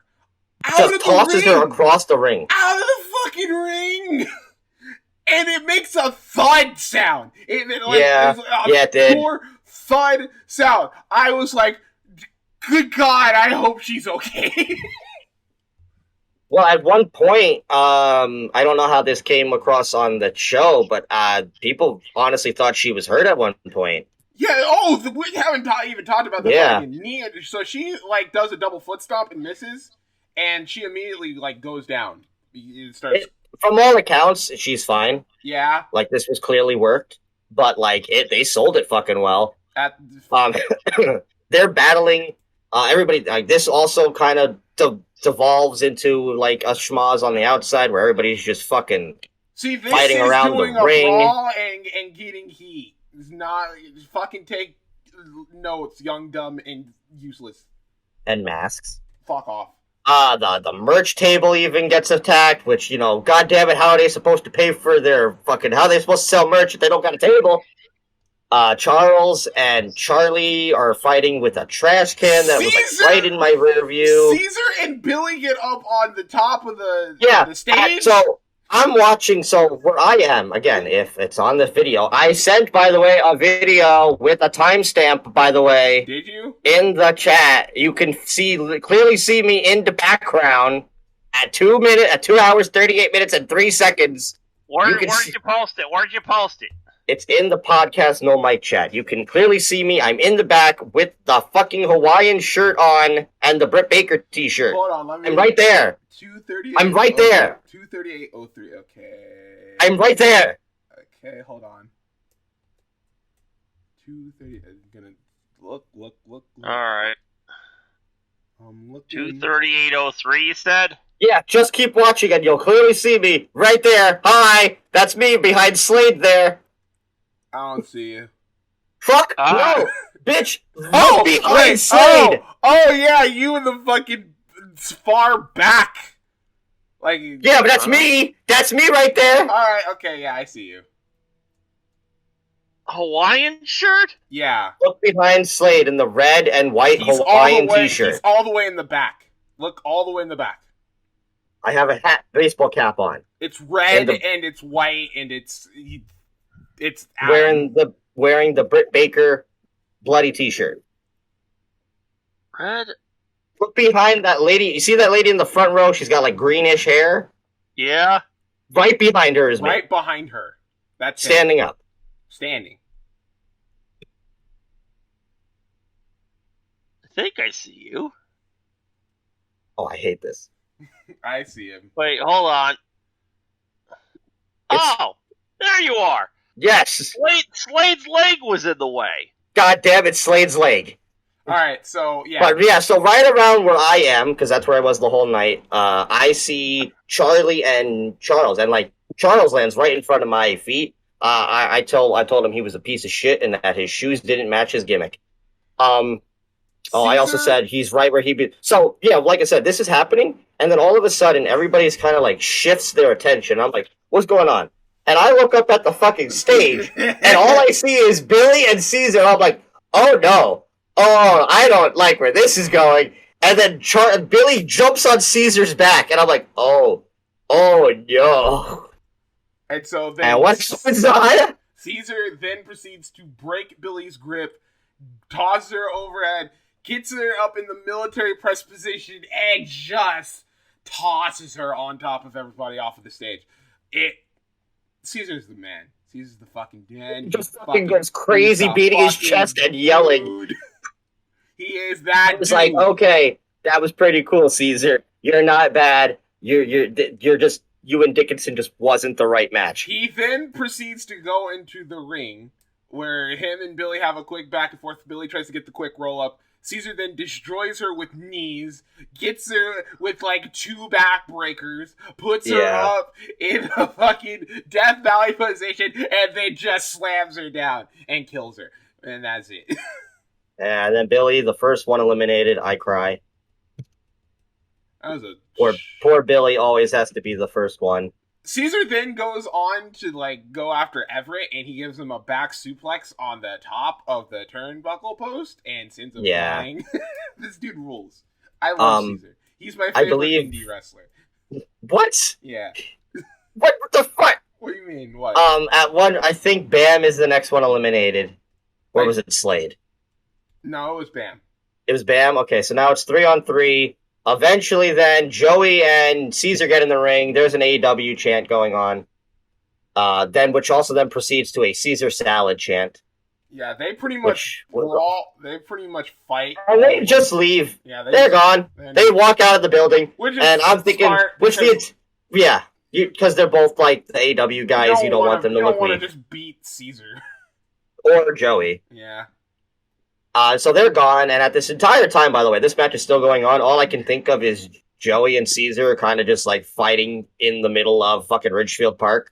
Just fighting each other, going down streets and shit. So Slade, it's Everett and Charlie. It's Everett and Charlie against Slade and Charles at this point. So Charlie, this is the point where Charlie tries to go for the double foot stomp. She misses, and immediately she grabs at her ankle, and she's like... And it seems like something's up. And so Everett goes to check on her, but meanwhile, Slade doesn't give a fuck. Grabs Everett by his stupid shirt, grabs him, choke slams him all the way to hell, and Everett is gone, which means... So it's 2-on-1. It's Charlie by herself.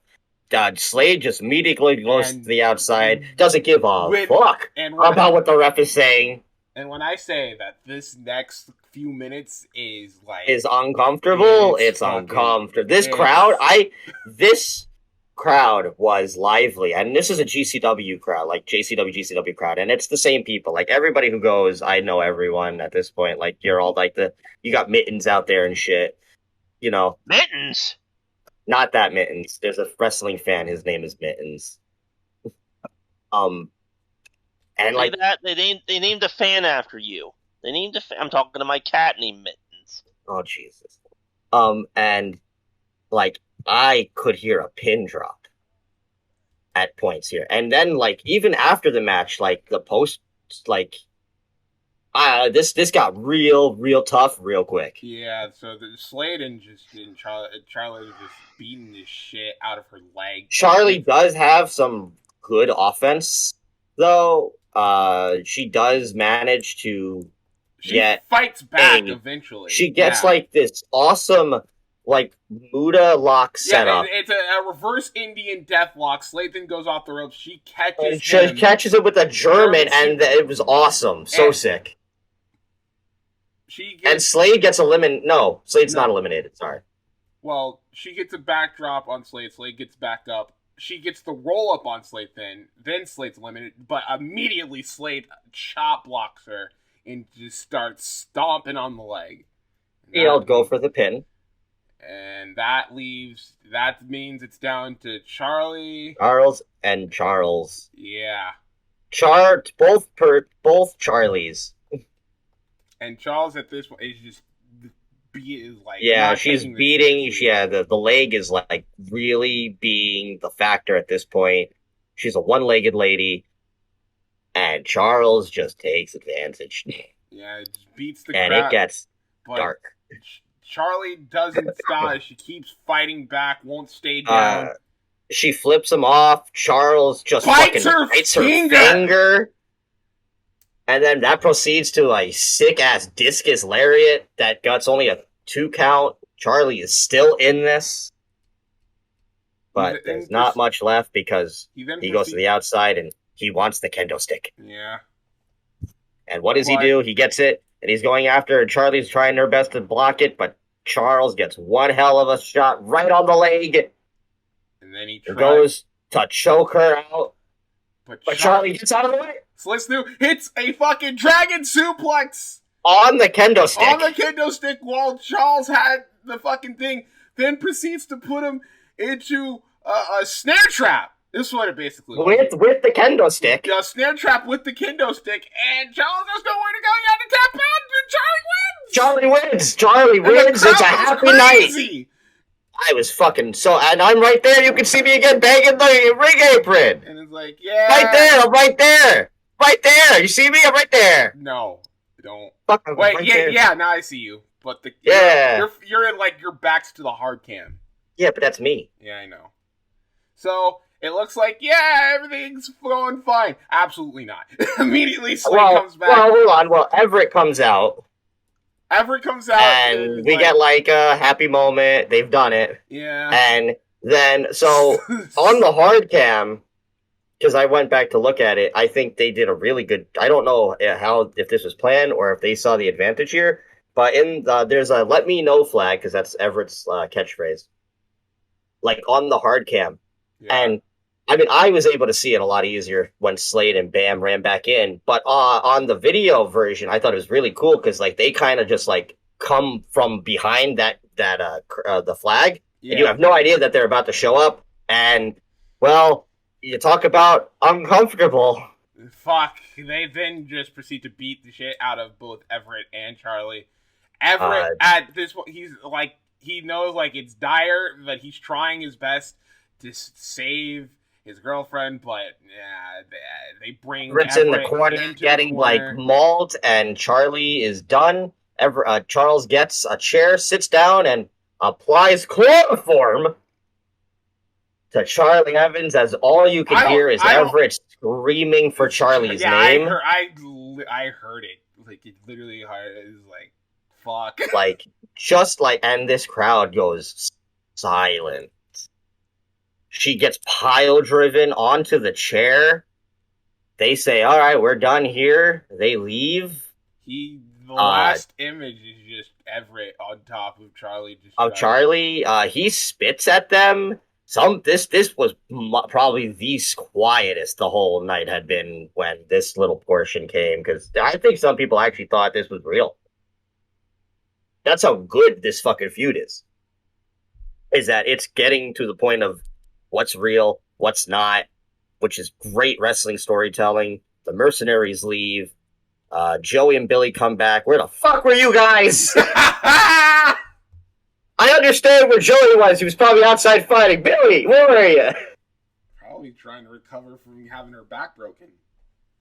They all just leave together. Joey's like, what the fuck? And that's how we go off the air for JCW's Series of Survivals. They will be back at the Knights of Columbus in Ridgefield next month in December. I will definitely be there. We'll see where this feud continues, as this is the standard bearer for this company. This is their feud. All in all, like, this was my favorite match of the night. Yeah. I don't know, like, in terms of, like you said, in terms of, like, pure storytelling, this was it. This was fucking... Again, how does a small indie fed like this provide a better written story over months and months of just building and building and building than the fucking Fed? Because they don't have to listen to Vince McMahon. I don't know any story in WWE that has had me invested as much as this feud. And like, it ends on the high note of being like, cool, we won, but like, nope. We still end on Charles standing tall. Where does this go? Where are we heading? They just had a cage match. What is next? I guess a death match.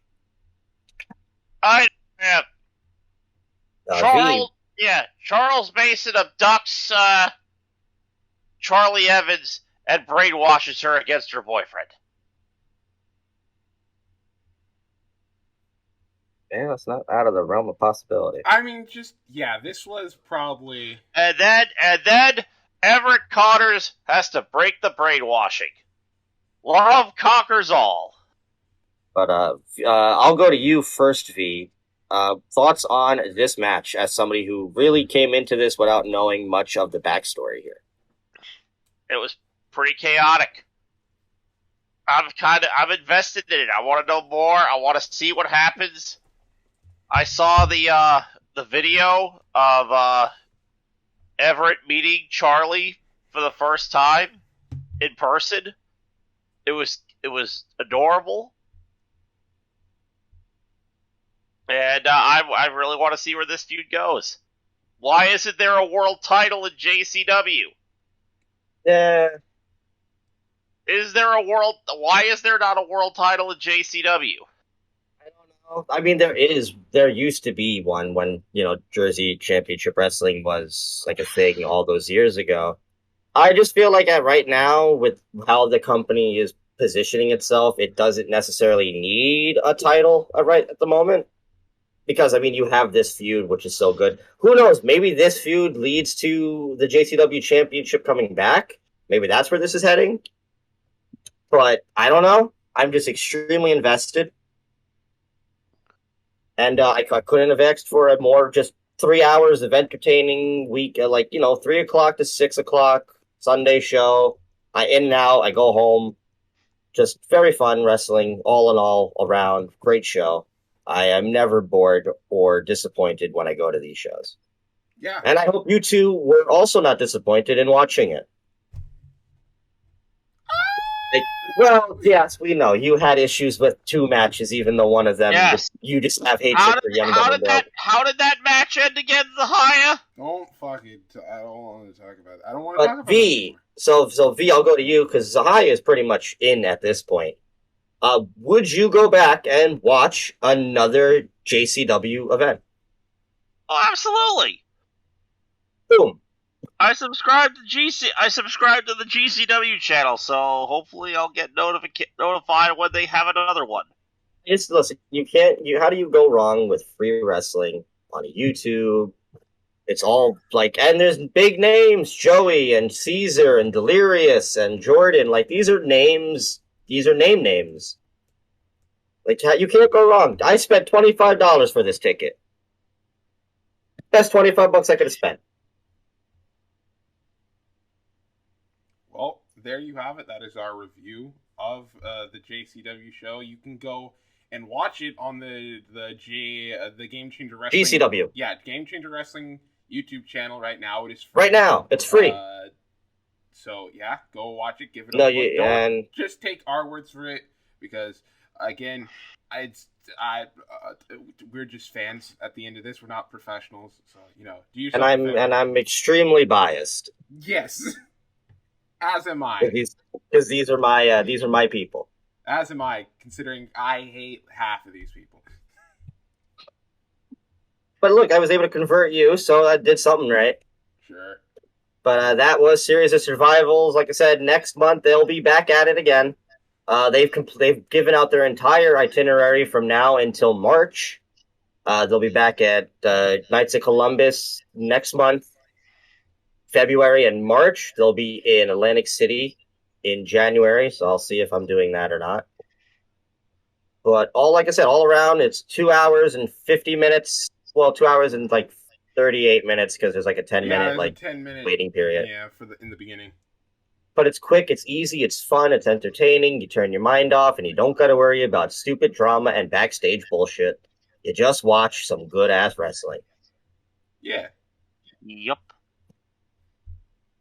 And with that, I think it is time for me to redeem myself. You think? Yeah, we got the game show thing. It's time for me to redeem myself. Final segment of the show. Ladies and gentlemen, it is now time for the WWE theme song game show. Well, it's WWE now because it's I'm trying to go easy on these motherfuckers at first. So. Eva Marie! She doesn't even work here anymore! So, last time, we did it, WWF Attitude Era. And so far, I am... Adam almost had it. He did better than the first go around. So I think last time I think the first game was I was in last, Sean came in second, you came in first, and I think last episode we did this. Brandon came in last, I came in second, you came in first. Yeah. So I'm getting closer. You are getting closer, and this time around we got the Ruthless Aggression Era. This is my jam. Is it though? We're about to. Yes. VPuck, how confident are you going into this? Pretty confident. I think I could do good. Okay, well, since this So is... what are the rules? Okay, so this is the rules. I'm going to play the first 7 seconds of these people's theme songs. It is up to you to get. It is up to you to guess both the name of the song and the person it's associated with. So, biggest problem is the name of the song. So if I play like My Time, you would have to associate that with Triple H. Now you can answer the question by simply saying ding dong and then answering the question. If you get either the name of the song or the name of the wrestler right, you get 1 point. If you get both right, you get 2 points. If you get none of them right, you get 0 points. However, Zahaya gets the points. However, if the person who answers does not answer correctly, then the other person has a chance to steal. But if that person can't steal, then those points go to me. Which is how he wins. Yeah. So, V, are you ready to play? Yeah, okay. All right. Let Adam go first, so I see how to do this. Okay. The way it works, V, is it's like it's both of us fighting at the same time. Yes. Oh, okay. You have to out ding dong me. Okay. All right. So, let's not waste any more time. Let's get on to the first song. Ding dong. Go, V-Pac. Basic thugonomics, John Cena. Yeah, and that's 2 points for V. No. I forgot what to say. I forgot to say ding dong. It sucks so much. All right. Oh no. 2 easy points for V-Pac. That is how this game goes, V. Okay. Just so you know. Son of a Now, bitch. we've got a game. All right, next song. Ding dong. Go, Adam. Scott Steiner. Yeah, Paula. there's more. If you hear me, Yeah, there you go. I gave that one to Adam. okay, we're tied up now. Okay. Let's go. Let's All go. right. Let's All fucking right. go. You guys are doing good. You guys are doing real good. I can't lie. What the heck? All right. I'm waiting for a specific one if he plays it. All right, next song. Ding dong! Ding dong. Go, Oh. V-Pac. We got it. Lie, cheat, and steal, Eddie Guerrero. Yeah, that's right. You guys are doing good. Doing real good so far. This is my era. This is when I started watching wrestling. I'm a young boy. Young boy, he says. All right, going on to the next song. Ding dong! All right.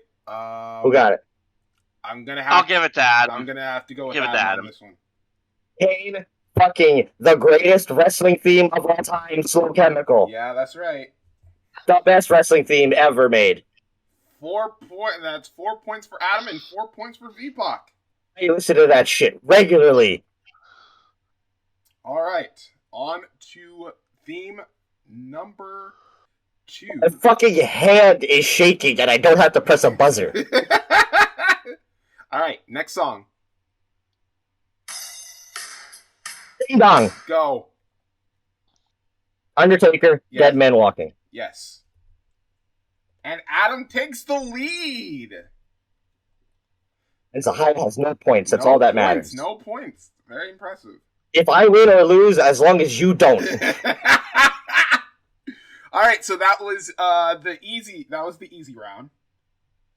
So now we All right, go on okay, to okay. the medium portion of this. So things are going to get a little bit tougher.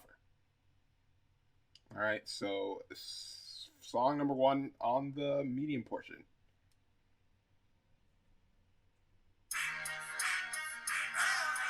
Ding dong! Go V. Shit. That's Billy Kidman's theme. Yes. What? The name. Hold on. It's on the tip of my tongue. Okay. It's on the tip of my tongue. Oh, you can run? Yes. Okay. That's 2 points for VPOC. Both him and Adam are tied again. Good. Zaya has 0. For now. That's as long as it matters. Okay. Next song.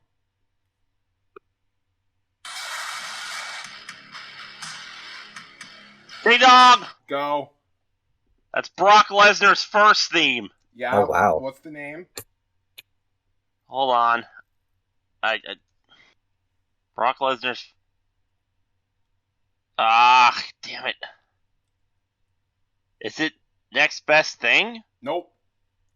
Ding dong. Adam, you want Next big thing? Nope. Mm. So that is 1 point. That's 1 point for VPOC, and now that is 1 point for me. This Who cares? You have a point. Brock What was the name? Brock Lesnar's first theme song, and the name of the song is Enforcer. Enforcer. Okay. Never would have guessed that. Okay. Next song.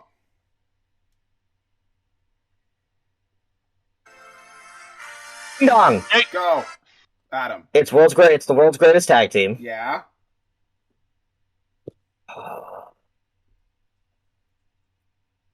Greatest? No. VPOC, you want to try and steal? Yeah, it's, Heroes? Yeah, it is! No fucking way. That's 1 point for V and 1 point for Adam. I'm impressed. You told you this is my fucking... This is my era. Where's the boogeyman at? Sahaya would never give me the boogeyman. Absolutely not. Because I'd get it in a heartbeat. Alright. Next song. Where's Black Rain? That's TNA. Ding dong! Go. Maven. Yeah. Oh my god, I know the name of this. Oh my fucking god, I know the name of this. Why can't I remember the name of this? I know it. Well, I I gotta give Adam the chance to answer.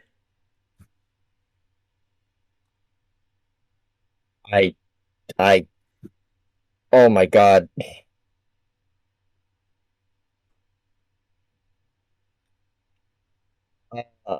I got nothing. Alright, VPOC, your chance to steal. Fuck. I know the name of the band. I know Seether sings it. Alright, what's the name of the song? It's either Tattoo or Beyond the Stars. I will give you, it is Behind the Stars, but I will give you that point. Okay. Damn it. So that is 9 points VPOC, yeah, 8 points Adam, and 1 point for me. Good. Okay. Alright. Next song.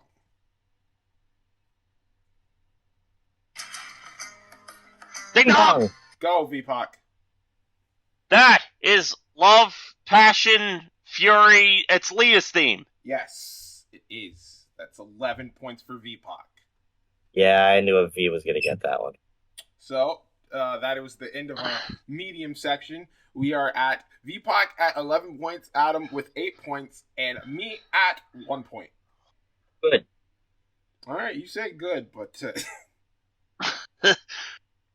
we got the hard section up next. I'm waiting for a specific one. Well, alright, first theme of the hard section.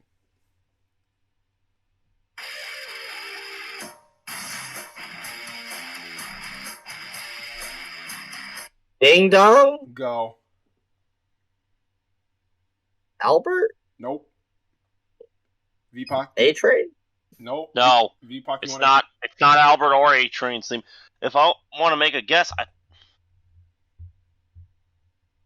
want to say it's either Charlie Haas or Shelton Benjamin's first themes. No, it is not. Can I make another guess even if I'm right, I don't get the Okay. points? You can try. Yes. Is it Matt Morgan? It is Matt Morgan, but guess what? No Point fucking go way! to me. It is No! it is Matt Morgan's theme song, and it's Alien Works. Oh, I never would have gotten the fucking title. Alien Works? Alien Works? For the Okay. stuttering guy? Yep. Damn it, fucking god, son of a bitch. All right. Next song.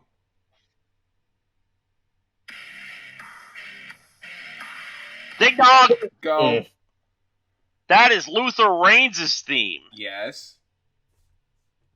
And it is called... Is it called Raining? Yeah, it is. That's 2 points for VPOC. Holy crap, I was not sure anybody was going to get that. All right, next theme.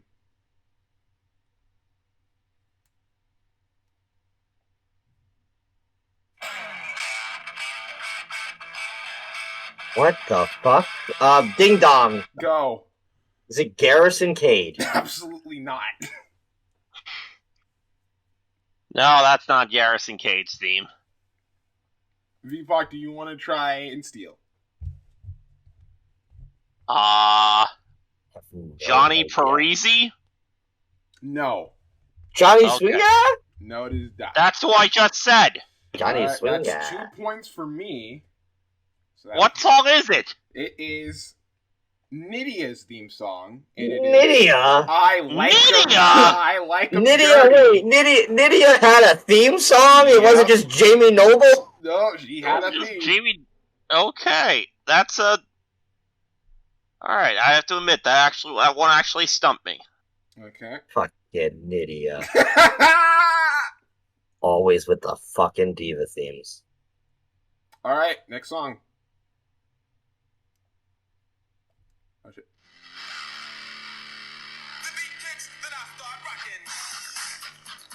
Oh, ding dong! Go. What the fuck is this? That is Mark Henry's theme. Yeah, it is. Hold on. Is it To the Rhythm? Nope. Shit. Adam, you want to try to guess the name of the song? I've never even heard this song. Yeah, Mark Henry had this when he came back The the first time before he. I don't know. Strongest. Nope. All right, what's the name of it? All right, it is Mark Henry's Return 2002 song, and it's called Start Rocking. Okay. It says it in the. Yeah, the beat kicks, and I start rocking. I just recognize. I remember the guitar solo from SVR Shut Your Mouth. All right, last song. Last song. Yep. By the way, just letting you know now, VPOC has automatically won this, but Adam, you have to make sure that either you or VPOC gets this, because if none of you answer what the name of the title is or what the name of the wrestler is, you and I will tie. Oh, absolutely. All right, so listen up. Here's the story.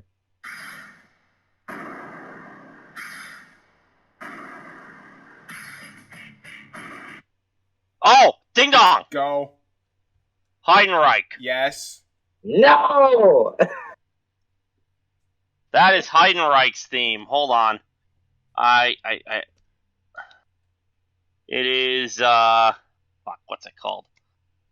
Dangerous Politics? Yes. You get the Heidenreich song. And That's probably because you didn't hear Heidenreich. Once the fuck after that, and then you heard like the ding ding ding. That's I was why. like, ah. That's why I made sure that I got the instrumental version of it, because if I just played it as you would have gotten immediately. Paul Heyman. So, going down the list, we have me at 6 points, Adam at 8 points, and VPOC at a resounding 16 points, which means we've got a new reigning and defending champion here on the fucking Guess the Theme Song game show, Mr. VPOC. Give yourself a round of applause. Thank you. I know my theme songs. Yeah, you do. Yeah, you do. I am totally surprised, though, you did not play Tunnel Vision. I didn't want to make this completely gonna get this immediately. Why did you? Yeah, Tunnel Vision. Again, AKA one of my favorite songs from the Ruthless Aggression era. I was totally expecting you to play Tunnel Vision. Which by the way, viewers at home, that's Garrison Kane and Mark Jindrak's tag team theme. Listen, if I played the theme songs you would have expected, then like, what would be the point? I was so expecting it though. So Epoch is our winner. Adam, again, still can't win, which is really in the end is all that matters here. This was my time. It also happens to be good to help that I actually have a very giant WWE the Music playlist. Oh, that's cheating! Were you reading it throughout the whole thing? No. Okay. Hey, listen, come on, he had backlist. How you can't be mad at him for knowing what the name of the music is. Damn it. Yeah. And I will be back with vengeance. Well, you better, because we're going like 07 after this. 08. I got that. I can do that. Damn it! I was hoping you'd go New Generation era or 80s. We will go. Big Daddy V. We will go into the New Generation era at another time. But for right now, VPOC is your reigning and defending champion. And that's going to do it for us here at the Four Post Massacre Podcast. It was a very big episode this time around. A lot to talk about. And really like today's episode. Yeah.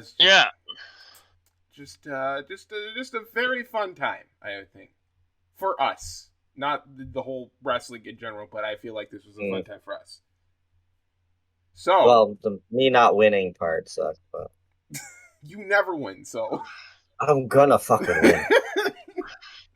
So, Adam, you usually have. Well, wait, no. Okay, so VPOC. Do V first. What the fuck? Oh, yeah, that's right. VPOC. Could you please tell all these lovely people here where they can find you on the interwebs? Yeah, you could find me at, on YouTube at VPOCDJR8NX. Or you can catch UCWL. All right. Any social media? He doesn't. Also, I'm on. Yeah, No, that's about it. He's also got. He's got a Discord channel too. Yes, the VPOC Entertainment Discord channel. And I think that's about it. Yes. All right.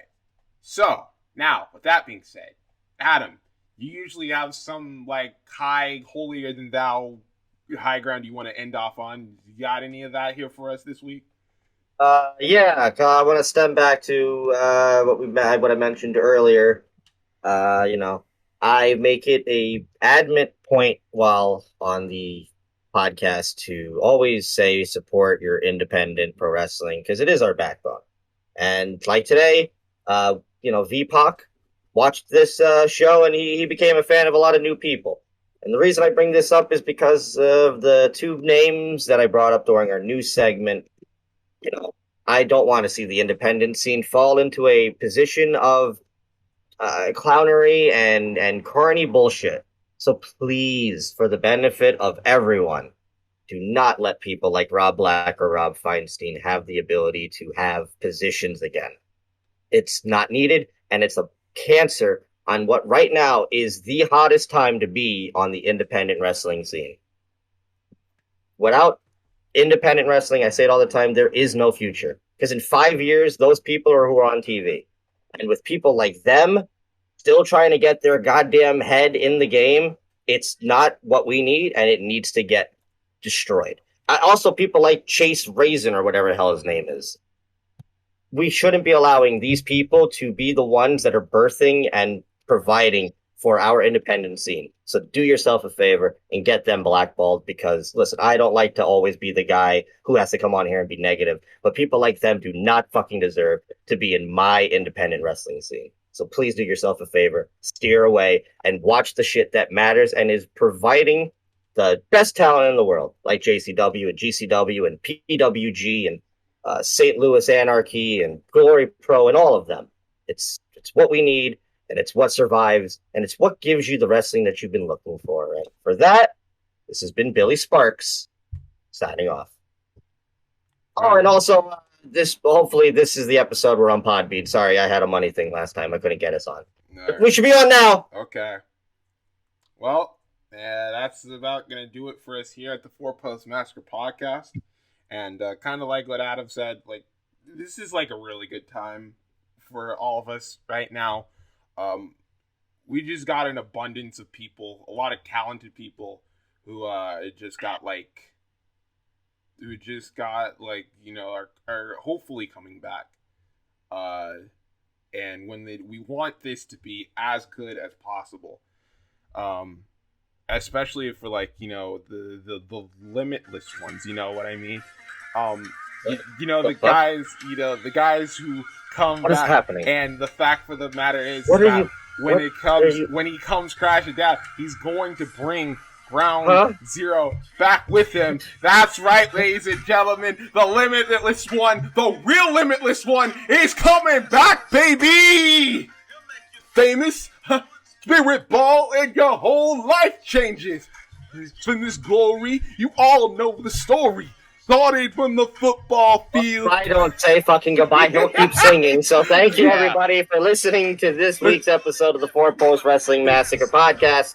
We hope to see you next week when we review Full Gear. Enjoy Full Gear weekend, everybody, and we will catch you on the flip side. Shut the fuck up. There's some soldiers in here and some warriors too. Respect to all inside of the room, and oh no. Good night, everybody. What you so, oh no, is taking down to Ground Zero. He's coming back, baby!